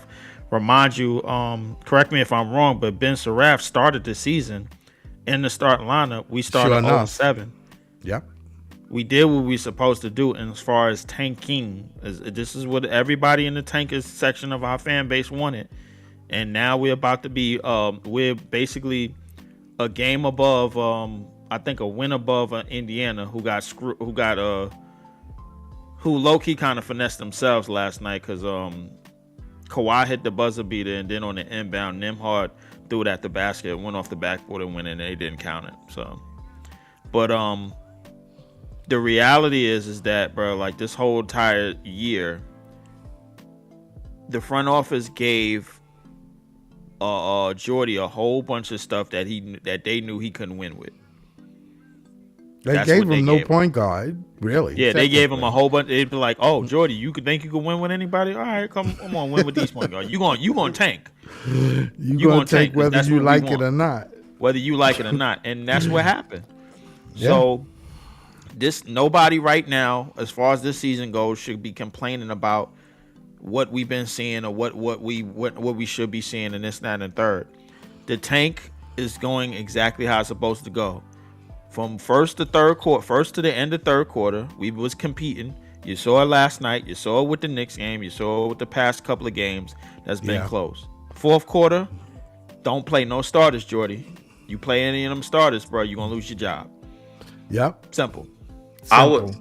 I agree with you on that, but I would say the one thing that we can't complain about is that you got to give Drake Powell more rope, man. Because if that's the case, what was the point of you drafting him and taking on Terrence Mann's contract? Because if you're talking about the team next year that has no incentive to tank, when are you gonna have the time to actually develop Drake Powell next season? If not right now, You know what So the it's problem is? Jay, you know what the problem is? Like, I think whatever happened to him in college, that North Carolina coach really got his head psyched out. And I feel like Jordy, I guess, maybe reminds him a bit of that coach. Because Powell, like, has the skill set, but, like, his confidence level has been very low for a guy that arguably has the best skill set out of the 5 guys we draft. He's an athlete, he could defend, he could hit a mid-range shot beautifully, mind you. He could hit a 3. He does the plays well. I've seen him score over Zion, for Pete's sake. But the fact that he still has this confidence threshold problem, it's not good because you traded for Terrence Mann to get this guy, and we're utilizing Terrence Mann more than this kid. If this kid doesn't figure it out next year and he's a bust, that's a huge miss, but a huge what if with a kid that arguably should be perfect for this team.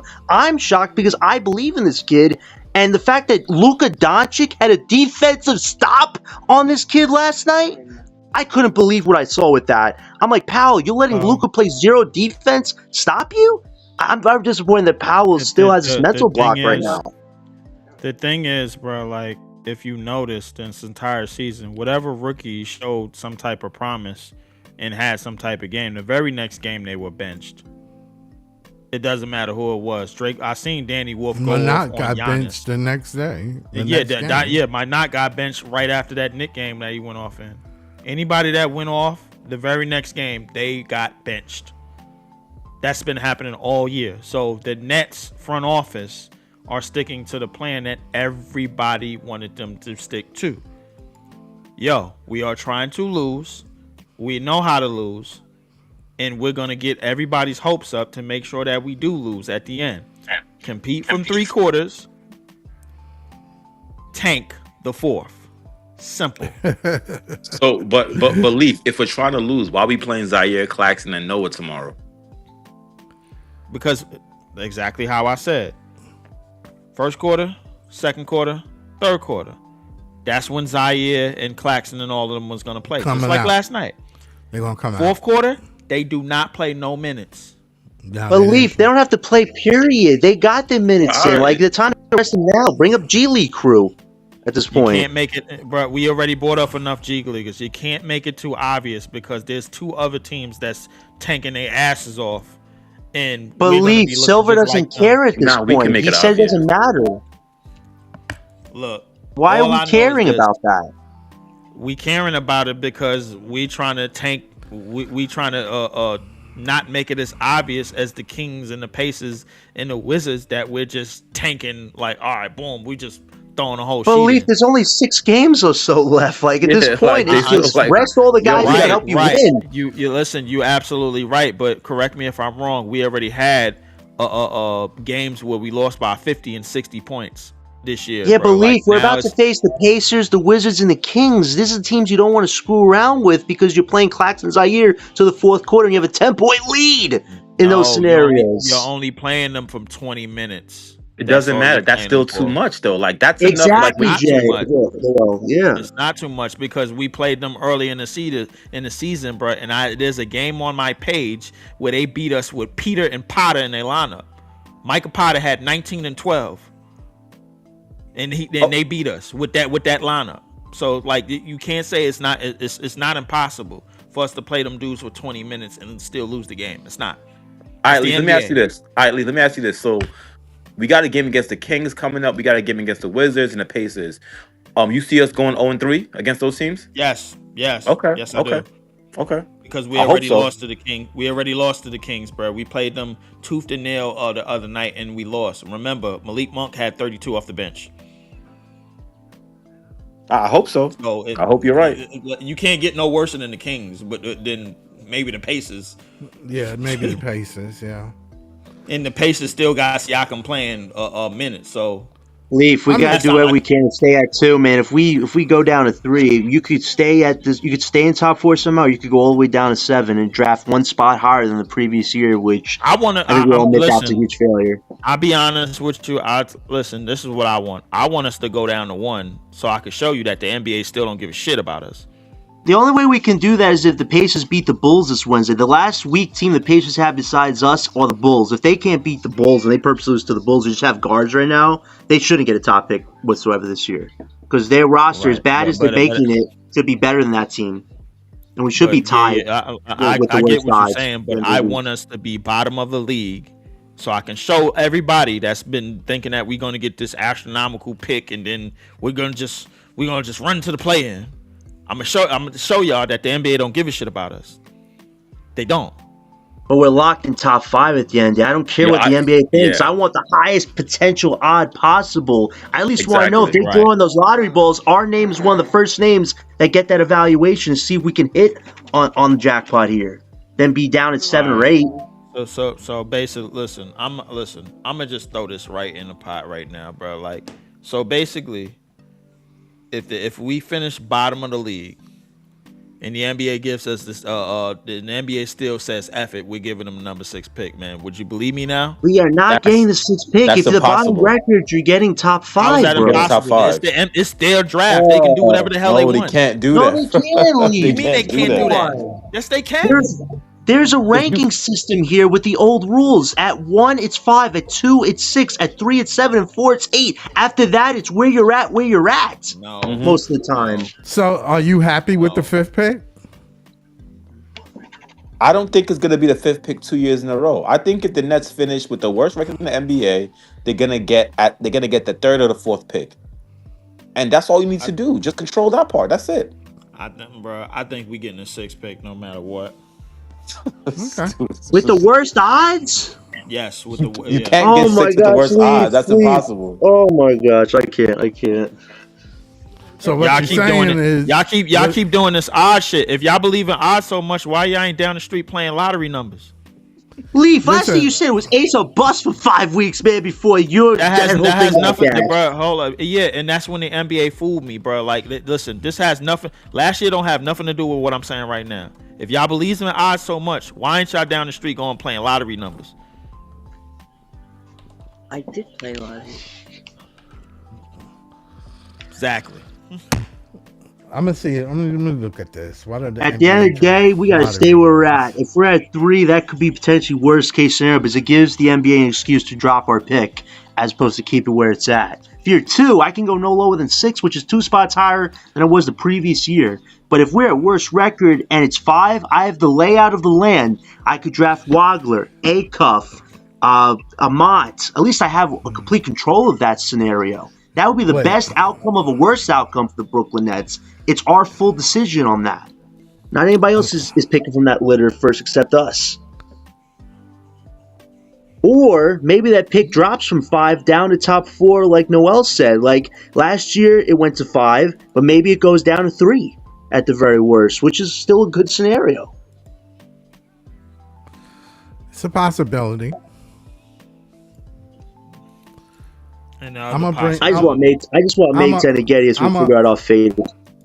and the strongest possibility that the NBA says, F y'all, man, we giving y'all the 6 pick. I'm gonna bring this up. Let me bring this up. This is the process of the NBA draft. The number 1 pick, or the worst record in the league, it's 140 combinations. You see the number right there? Yeah, Now, yes, it is 14% higher than everybody else to receive the number 1 pick. That's your number, 14. That's your number. That's your number. 14%.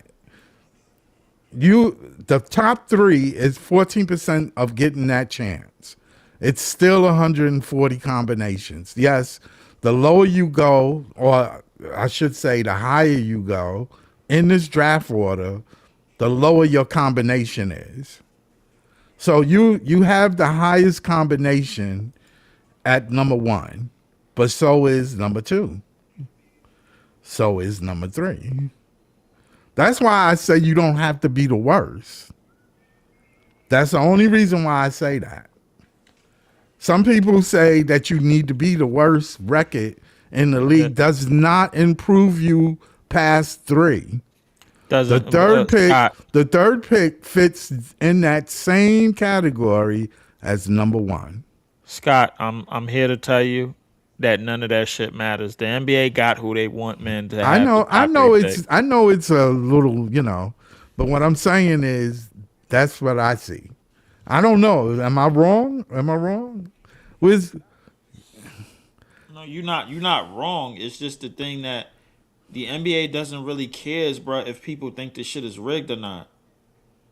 They don't, bro. Like, they gonna give whoever they feel they want. They gonna give the number 1 pick to whoever they feel, whoever they want to give the number 1 pick to. So what I'm saying is, what they saying here, the 140 combination, 14% for a chance of receiving the number 1 pick with the worst record.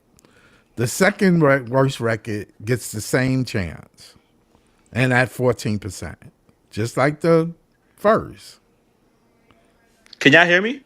Yeah, we hear you. Yeah, but Scott, here's what we're trying to say. It's like if this was a Wemby draft, like a one person draft, then everything you're saying is correct. If this is a Right. one guy draft, everyone trying to get that number Oh, one so overall you? pick.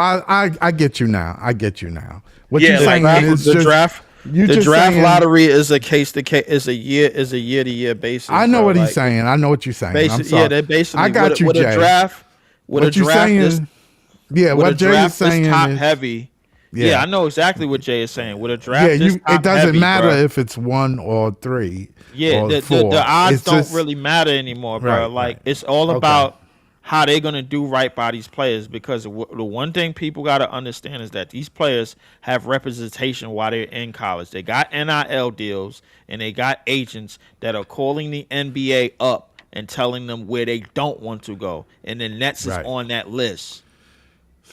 So okay, yeah, I understand what So you're if that's the saying, case, that Leaf.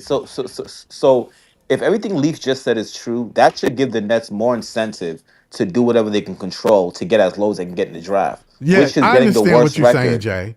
Jay, Yeah, what yeah, you're like saying is stay in the top 4, and that way you stay high in the combination.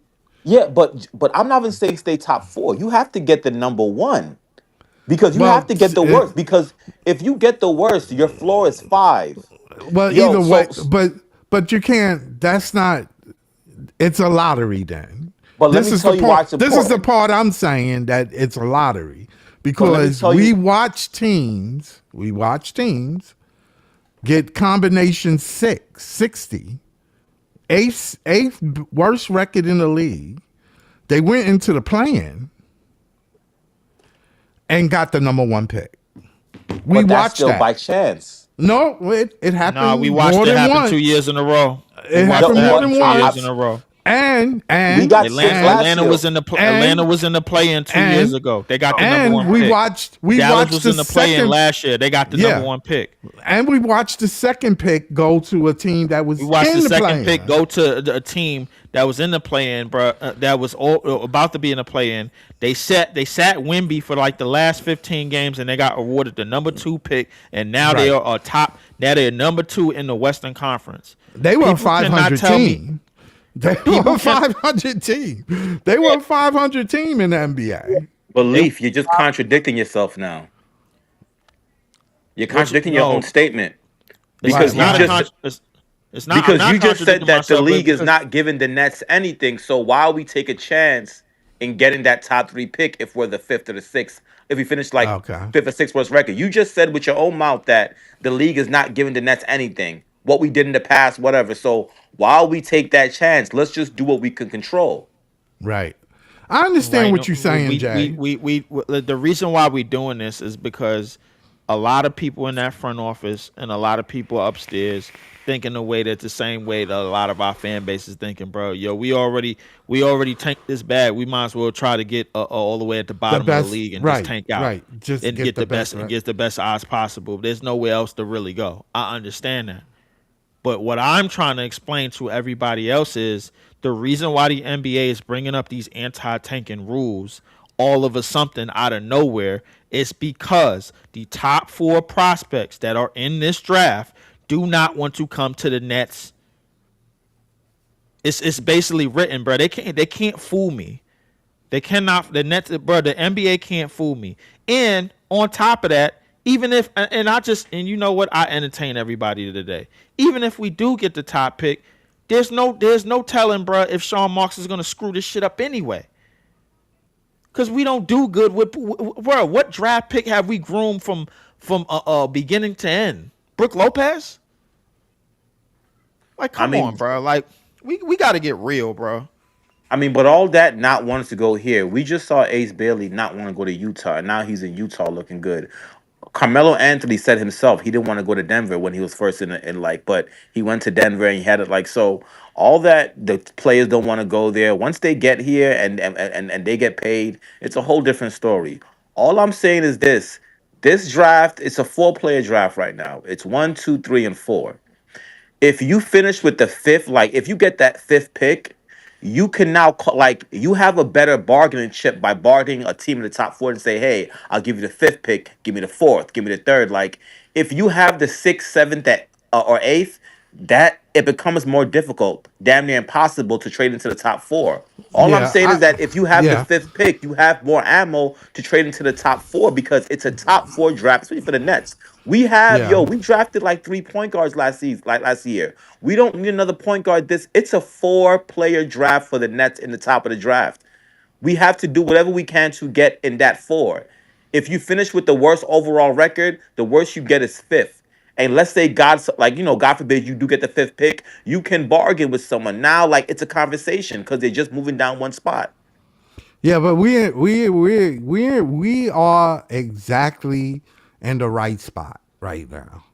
I don't think it's nothing to worry about. I think the Nets are in the spot that they need to be in. I What really as far as do. number two? Yeah, as far as picking in the draft and getting their best No, odds to try to get to that number one, number two, and number three. I gotta disagree with you, man. I need number one because to what Leaf said, if we stay at two, we could fall to six. And if we fall to six, man, both these drafts will wash. I still gotta be Well, honest. well, well. We fall to six. The number one pick, the worst team in the league, can fall to six. No, it can't. It can't Why fall they to can't? six. They can fall to Be- fifth. They can fall to fifth, not sixth. It's a So big you difference between say fifth and sixth. so you saying stay within the fifth? We need to get to number one to stay within the fifth That's what I'm because. saying. Exactly. That's Oh, what okay, exactly what I'm saying. okay, all right. Yo, we gotta do like we have had the worst luck in out of We're not going like to we catch up to number one. We're not going to catch up to Washington. They're not going to win another game. no, it's not Washington, it's Indiana. But Indiana, but we're not going to catch Indiana. we're a Indiana half game is, behind them, Scott. yeah, We're but a I half don't game behind think them. we lose to them. They still going to keep losing. I think the tiebreaker goes to them anyway. No, it doesn't. It If we doesn't. no, because they beat us one Tiebreaker time. goes to us. They beat us once. Oh, they They did beat beat us. us. Yeah, so if we beat them, we Okay. good. All we have to do is lose out and we good. If the Nets lose out, we get the worst record in the league, and that's it. That's all we got to do. Okay. All right. Then we need to do that. Exactly. That's all I'm saying, Scott. That's all I'm saying. That's all I'm saying. Here. I listen. At this point, it doesn't matter. Like you said, why would you go through all this to not do it? Exactly. I All this. understand what you were saying, Jay. All I'm saying that it is a lottery, and what I think what Leaf was saying is it doesn't matter if you don't get if you go number one. Yes, you might get to that fifth pick, but there 140 combinations. When they say 140 combinations, they mean all 140 combinations. You still can come out. What you can't have 140 combinations with just 1 through 5. No, yeah, no. I believe when they mean combinations, they mean like as far as everybody, like as far as the whole draft. But if you finish with the worst record in the league, it's five. It's only 5 slots you can get. That's it. There's no six, seven, eight, nine, 10. It's 5 slots you can get. Oh, so the You lowest you can go is 5. the That's what you're lowest you saying. can go is five. That's it. Okay.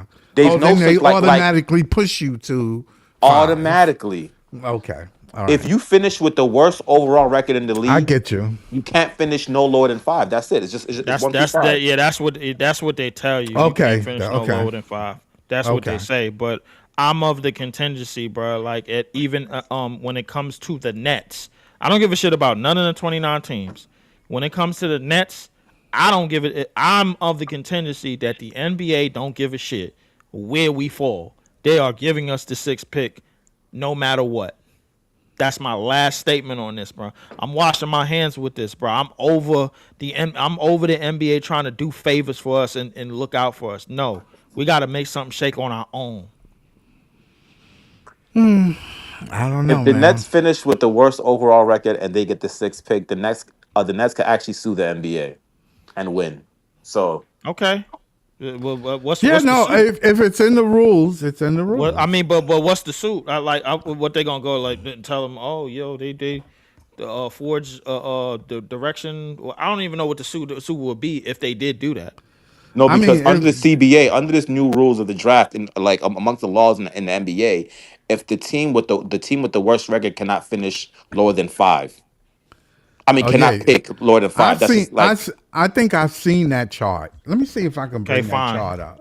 So we Let gonna me finish. see. So we gonna finish with the bottom record in the league, with the worst record in the league. Then they're gonna put us right at 5. I Great. mean, it never been 5 2 years in a row for the worst record. So if I had to guess, I would say we finished 4 or 3. But even if we get 5, that's better than 6. If correct me if I'm wrong, but the Detroit Pistons finished at the bottom of the league like two of the previous 3 years, before last year when they made the playoffs, and they got Right. the 5th pick almost every single time. No, they didn't. They got what's his name? They They got got Cade back in 21, and then in the oh fifth for the 5th pick, a year later, who they got? They got Buddy that they traded, Ivy. They got a Sar in the Wimby draft, and then they got Holland in the Holland was number draft for 4. Cass. No, Holland was the Castle was fourth number overall 4. pick. Castle was number 4. Holland went number 5. I'm looking at it. Okay, how many times did Detroit finish with the worst overall record? At least twice. I want to say at least twice and 3 times. Was it back to back seasons? It had to be, No, because I don't think it was back to back seasons. that was the year that they lost 28 straight games. Yeah, but I don't think it was back to back seasons with the worst back to back seasons. I don't think the worst record ever got 5 twice in a row. I You gotta just look that want to up. say. I just want to say this. It is some rules to this. It is a lottery. Let's get this clear. We're not going to be banking on that you're going to guarantee anything. It is a lottery. I mean, there's some rules to it where you do get the 5th pick if you're the worst team in the league. Yeah, it's a lottery, That I but it's also remember that flattened rule. odds. To me, I mean, it's better than 6 or 7, but 5th is being the worst team in the league and just getting the 5th pick is not good. Okay, I mean, look at Utah. That's to I'm me. looking. I'm looking at it right now. now. I'm looking at it right don't now. like I it. don't know. I don't know if Detroit finished worse in the league, so I'm gonna just look at ESPN Okay. because ESPN could tell me better than anybody. ESPN NBA standings. I'm gonna go check this out from there. Let's go look at it this way because I know for a fact. Okay. The year before they got Cade, they finished second. They finished with the second worst record. Okay. The year after they got Cade, they finished with the third worst record. The year after that, they finished with the worst record. And if I'm not mistaken, that was the Wimby draft. They got 5th. The year after that, they finished with the worst record again. That's 2 seasons in a row, and they got the 5th pick. I know I'm not crazy, man.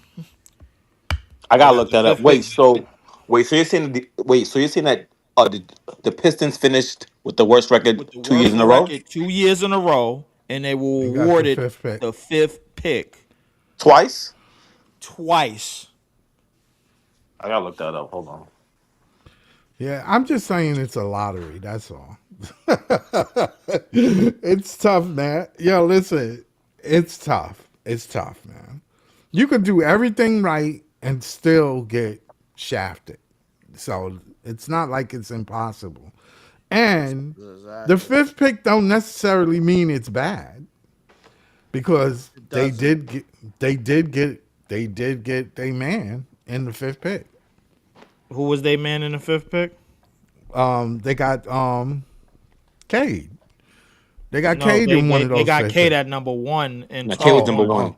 okay. Oh, so then you got to have the number 1 pick. Shit, you got to get the number 1 pick. The year after that, You gotta bro, get they've the been nu- getting top 5 picks for a minute. The year after that, the year after they got Cade, they got Ivy. Right, and he The was year after number. that, He was a high they got pick. Asar at 5. They got Ivy at 5. The year Oh, after Ivy that, at in the 5. Wimby draft, they got Asar at 5. They finished with the worst record in the league that year. Yeah, that The didn't year work after out. that, they got Ron Holland at 5. They finished with the worst record in the league that year. The NBA don't give a shit about the Pistons. That was a terrible. Ivory ain't even doing shit. Ivy is not even on their team anymore. They traded him.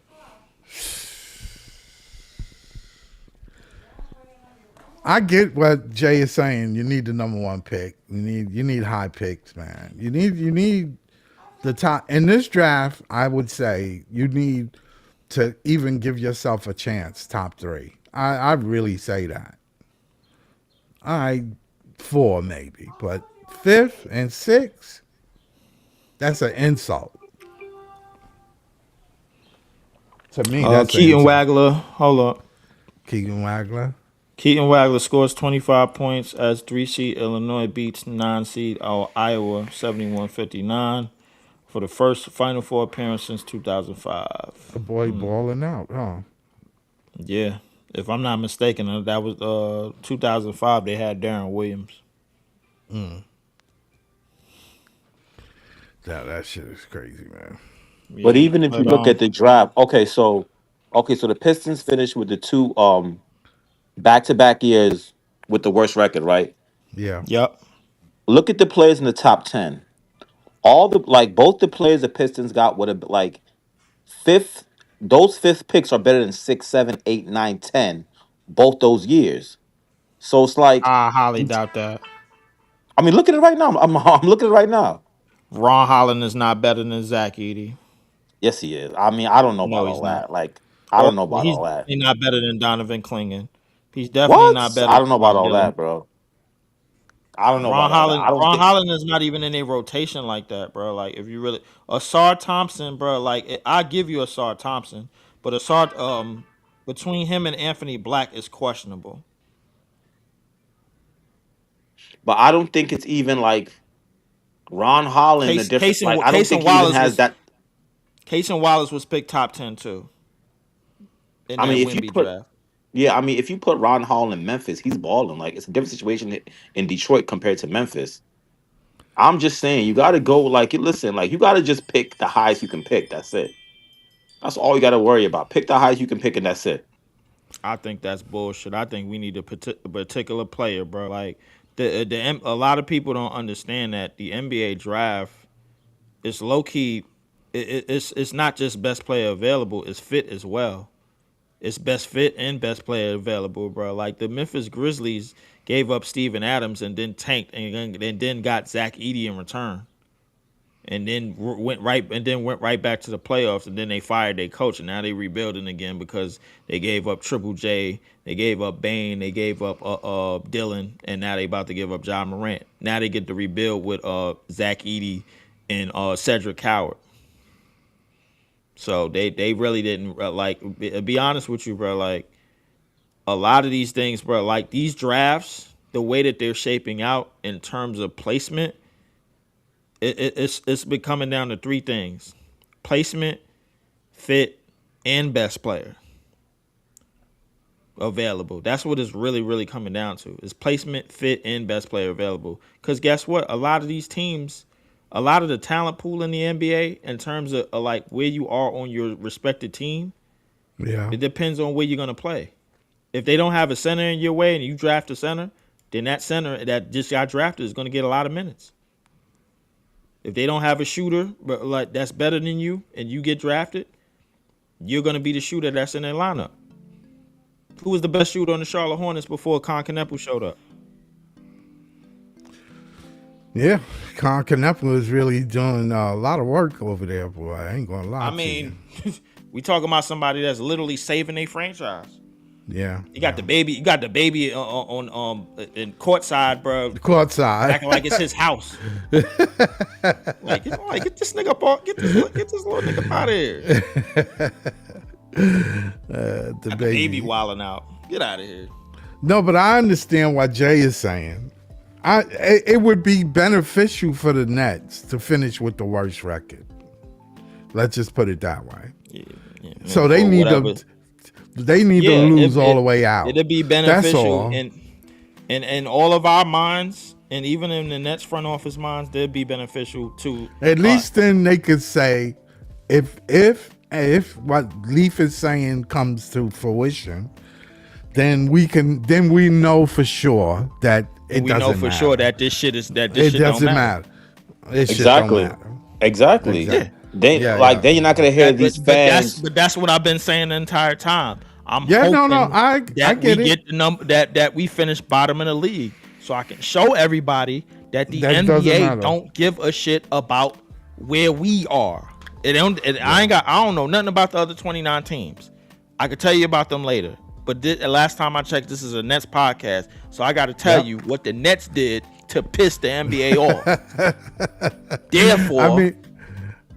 Therefore, if we finish at the bottom of the league, fifth We can pick, here you go. Yeah, we should Make at it least work. get the 5th pick. We should at least get the. If we don't, then don't cry no more about losing. Exactly. So Yeah, guess what? okay. But what I'm trying to tell Nets fans is the 5th pick is not what we came into the season looking to get. No. I know I didn't. I know A lot of us were I looking did at not. AJ. A lot of us were looking at Cam Boozer, and a lot of us was looking at Caleb Wilson. That's right. If we Got don't that get right. one of them players, bro, like we did this all for nothing. Yeah, I'm not taking Acuff to replace, Boozer and Wilson and all of them motherfuckers. I'm not taking that. And we ended up with Acuff, bro. Like, and after all of this tanking, Yeah, I'm not going to do that. I'm not. stop it. I'm not It's going not to be what we happy. did all of this for. And not to say that Acuff was not a piece to a puzzle, but that's not what we came for. No, we need to lose all the way out. We need to lose all the way out. All the way. And like Jay was saying, it doesn't make sense to be, not to get this far and then win a couple of games. I honestly speaking, I don't think we can win a couple of games. I really don't believe that. I really don't. MPJ ain't playing no more this year, so you can forget it. We don't have no scoring. Our guards can't score. We don't have our other rookie guard. We don't have we don't have Danny Wolf out there. You got is Nick Claxton. I don't think we should win another game. No, I don't think we can. I honestly don't think we can.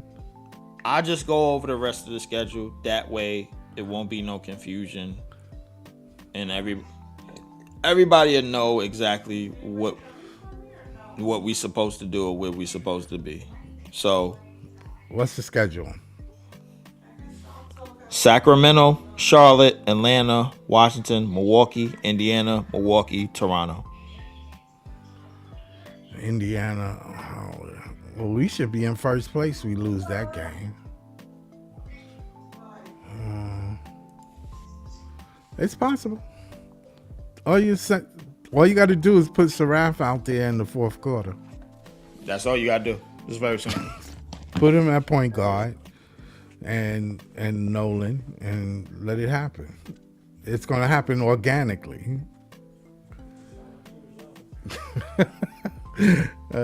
Jay, you still there? Yeah, I'm still here, but like all that's like, I just feel like I tomorrow understand night. what you were saying. Yeah, no. I understand what you're saying. I get it. Like I'm looking at you and John are right. We need to lose out. It don't make no sense hanging in there to try to win. And Nick Claxton, I mean, yeah, I get what y'all mean. Why even bother? But I told you why they do it is to keep his value up, to show that he can rim run, which is all he's capable of, really, and a little bit of defense he could switch on. I mean, they want to trade Claxton, but if you don't play vet, then it's harder. You understand what I'm saying? Yeah. So Sean's just trying to, Jordy is going to play him. It's like showcasing. You noticed that the past couple of games he don't play the fourth quarter at all. So all he's doing is showcasing them. Yeah, but we just saw Indiana like literally throw a game, man. Like when we like, I don't know, Yeah, man. well, When we match up with these teams, because like one thing about Jordy, man, Jordy still gonna have him play hard the first 3 quarters, and that may be enough. Because if you're entering the fourth quarter yeah, with a 12-point lead, these yeah, teams, bro, yeah, these other teams are trying to lose. Sacramento's trying to like tomorrow yeah. night. They're walking like they want to lose that game. Right. Like if you saw the fan base after they beat us, what was like a week ago? Oh my god! Like you would think they just lost the finals. Like these teams want to lose, so we'll see, man. Listen, But you I hope know, we. even if they bring up some guys from the G League, you can't really tell those G League guys missed a shot. I No, mean, yeah, and our G League is kind of good. Our G League ain't, our G League is not that bad. mm-hmm, I mean, you can bring them up; they might win. mm-hmm. I'm just saying it's. I mean, I understand what y'all saying. I think the league will pay attention to these games that we play against the Pacers and the Kings and stuff. They're going to be watching. They're going to watch. And I don't think the Nets really should just, they should just put their rookies out there and let them play. If you win, it's the rookies won it. What you want me to do? I can't, you know what I'm saying? You ain't got a point guard. You really technically got a rookie point guard who literally had 6 or 7 turnovers last game. That's crazy. And turnovers where he wasn't even pressured. He just turned the ball over on dribbling. Crazy. I watched him dribble. He outran his own dribble. I'm like, yo, Nolan, what are you doing? But he need to play to see where his game is at, and it's beneficial. I don't think you learn from losing as a player. You learn from improving. But if you don't improve, then you're not learning anything. Right. You're just playing then, Right. in that case. So I know, I listen to when I go on Breezy and the guys say, Podgon says that the guys need to play. I get it. I get the rookies playing, but if you're not winning, they're not learning anything. You got to win. That's the way they learn. They learn how to win, not just play just to be playing. And at this point, they understand the game is not like they were when they came from. The NBA is a grueling thing where you travel from city to city and you're playing all these games. You don't play this many games in probably any other league. So it's tough. It's tough for the rookies. I get it. But it's funner when you winning. You have the energy when you win. The psychological part of the game is tough for them. So I think, we have an opportunity to get to that number 1 spot, though. I really do. I just hope it works out. Even if we don't, I understand what you're saying, that if you fall second or third, you have the possibility of getting the 6th pick or the 5th pick or the 6th or the 7th pick. But then you could end up with the 1st pick. Yeah, that's true, but I know. The odds. Let's say this happens. Let's say this scenario. You just giving yourself a worse odds because of the fallback. But we watch 8th place teams that should less than 20%, less than 5% get the number 1 and the number 2 pick. That's true, but our luck, man, like with our luck here in Brooklyn, man, I'm not taking Maybe no it need chances. to change. Maybe it need to change. Yeah. Maybe it'll change. If you don't get the worst record in the league and we get the number 1 pick, look at it as things are changing. No, I got you, but I'm just saying if we finish fourth, which is very possible with the fourth worst record, and we and pick we get. eight, and we pick eight again. Oh my Oh no, god! no, that would hurt.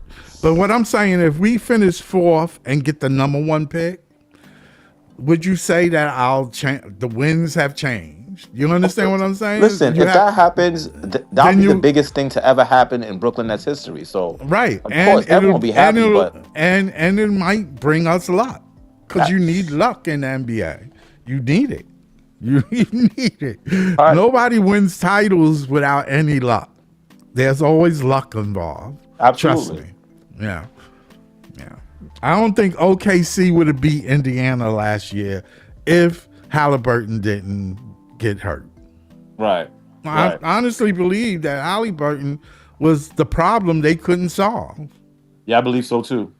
So and they lucked up, and that was the luck they needed. I don't think the Knicks would have went past Detroit, but look what Cade got hurt. So I mean that's some luck. I mean even though they still got to fulfill their obligation, that's a different story. But you know what I'm saying. And last thing I would say about what you just said right there, but you know what these teams did do, like the Knicks and OKC, they did everything possible to put themselves To in get that position yeah to get that luck.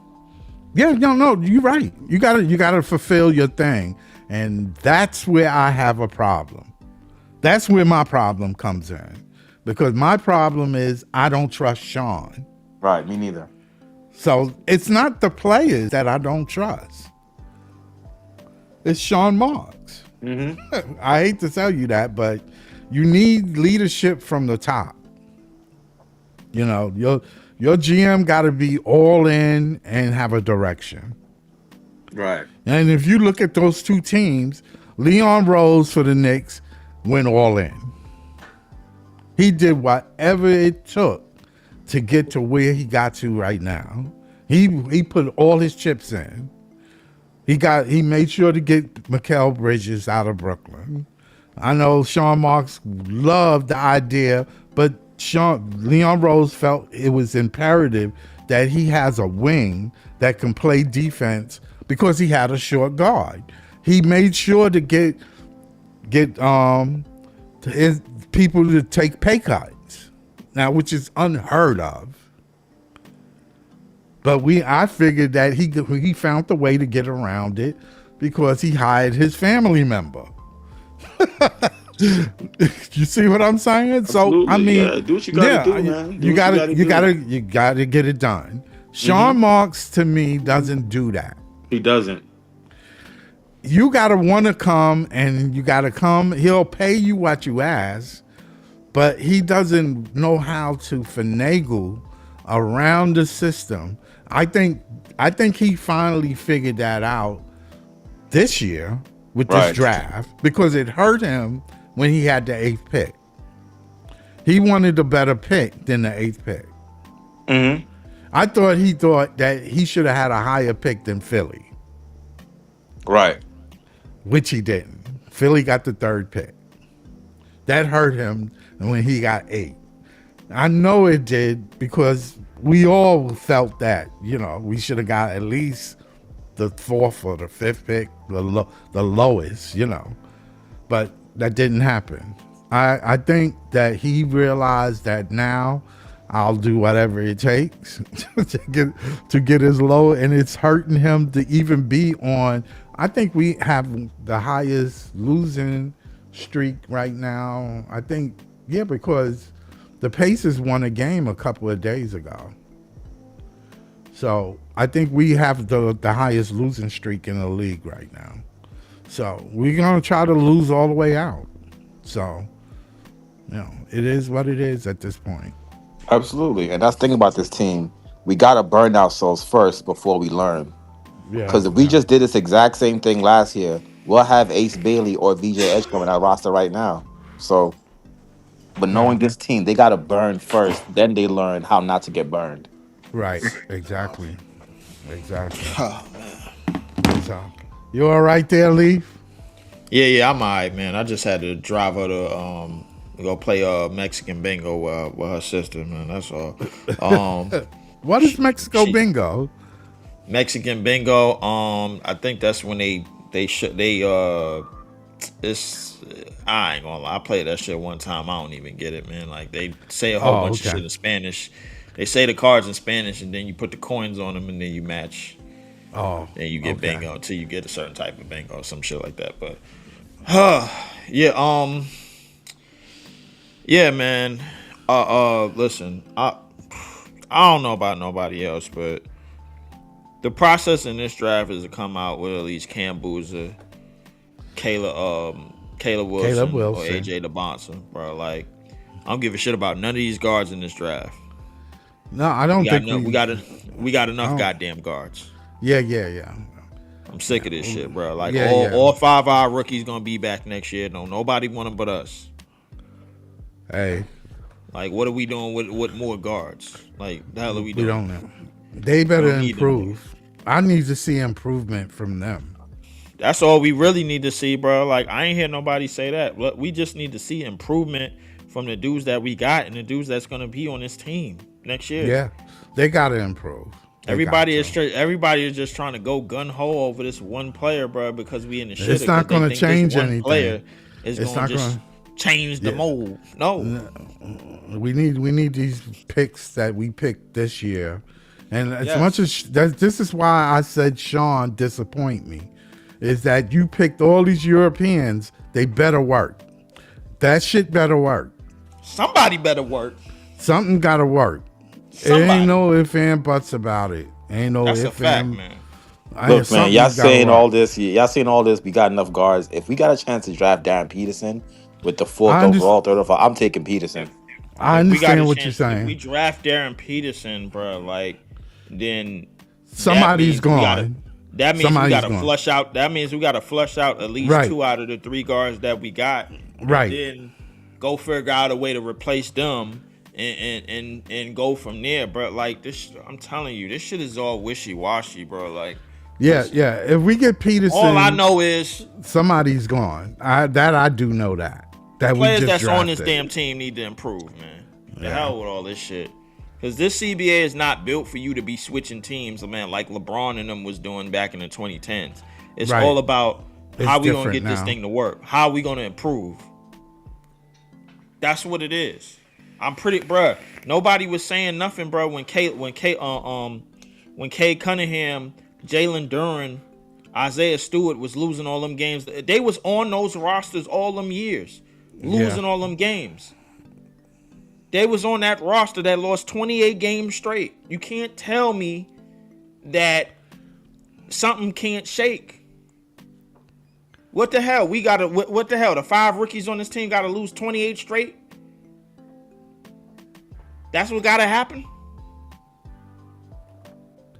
Yeah, what the Javon. hell? I got that JJJ straightened me out. I wasn't sure about how that lottery still, because to me, really, Dallas getting the number 1 pick last year was amazing. I couldn't understand how that shit shaked like that. I really don't. Dallas was close to a 500 team. And you get the number 1 pick. Come on. San Antonio was, just picked the number 1 pick a couple of years ago and got Wemby, and then you turn around and get the number 2 pick. We watch Atlanta go into the playoffs or in the play-in and get the number 1 pick. In the play-in. So, I mean, yeah, okay. I mean, the rules are the rules, but things happen. In lottery, things happen. Yeah, I mean, listen, that's why I'm not leaving it up to the NBA, man. I'm not leaving it up to the NBA. After the season is done, the last game of the NBA, the last game of the regular season, I want us Nets fans to know exactly the window in which we could be picking. That's what Right. that's what I want to know. So worst case scenario, we got the fifth pick. We may try to trade up. Best case scenario, we get the number one seed. That's it. That's all I want to talk about because the Yeah, NBA is yeah. so random with this draft shit, man. Yeah, Because it's terrible. that draft I don't thing is know. terrible, man. Listen, if we do get the fifth pick, I don't know who in their right mind would be trading 1 through 3 for us to get it. None of them. I don't will. know who in their right mind is doing that. I you mean don't- 1 through 4? You it's- mean 1 through 4? 1 through 4, 1 through 3, whatever. Listen, all I know is if we don't come out of this, if we don't come out of this draft with AJ DeBonsa or Caleb Wilson or Cam Boozer, we in did trouble. all of this tanking for nothing. If we did all of this tanking for Darius Acuff. Are you serious? No, there's no way possible. Stop it, man. Come on, man. Ain't no way possible. Ain't no way. I mean, I know we ain't gonna get shit, but listen, if we do, I would like to have Caleb Wilson. I think Caleb Wilson has the most winning intangibles on this team. I think Caleb Wilson is not gonna quit. I think he's gonna play every possession like it's his last, bro. Like fight for every hustle play, fight for every second chance play, every second, third, fourth effort. Man, he somebody that's gonna get to the third, fourth, fifth gear on a fast break. Somebody that's gonna run. Somebody that's always paying attention to detail defensively, has the awareness, man, has the know-how. That would be the type of player that I want. I'm okay with Cam Boozer. I think he has I think he's the most NBA ready. The only problem with Cam Boozer is, bro, if it goes left, if we do get him, I just got to remember that he went to Duke. So you have something what against Duke players? yeah, no, I'm just blaming on the fact that he went to Duke. Oh, okay. I'm blaming it on that. If something goes left with him, bro, I'm blaming it on the fact that he went to Duke. Simple as that. Duke, when it comes to top tier talent, I understand it. A lot of the talent is promising, but as soon as they hit like around a peak, around that Grant Hill mark, around that Jason Tatum mark, here come an injury.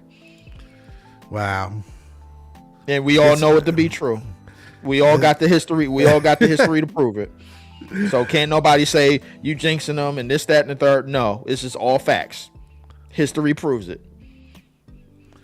Yeah. Well, I like this Keaton Wegler. I like him too, though. I think we need another pick. Don't we have a second round pick? We got 2 second round picks, I believe.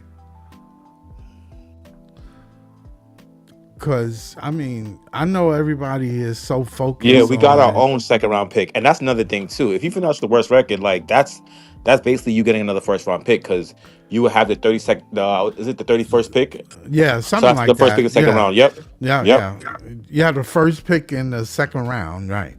Yep. So, I mean, that's still a valuable pick. Believe it or not. Very. It is. Very valuable.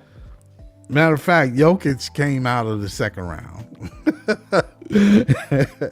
if anybody wanted to know, he came out of the second round.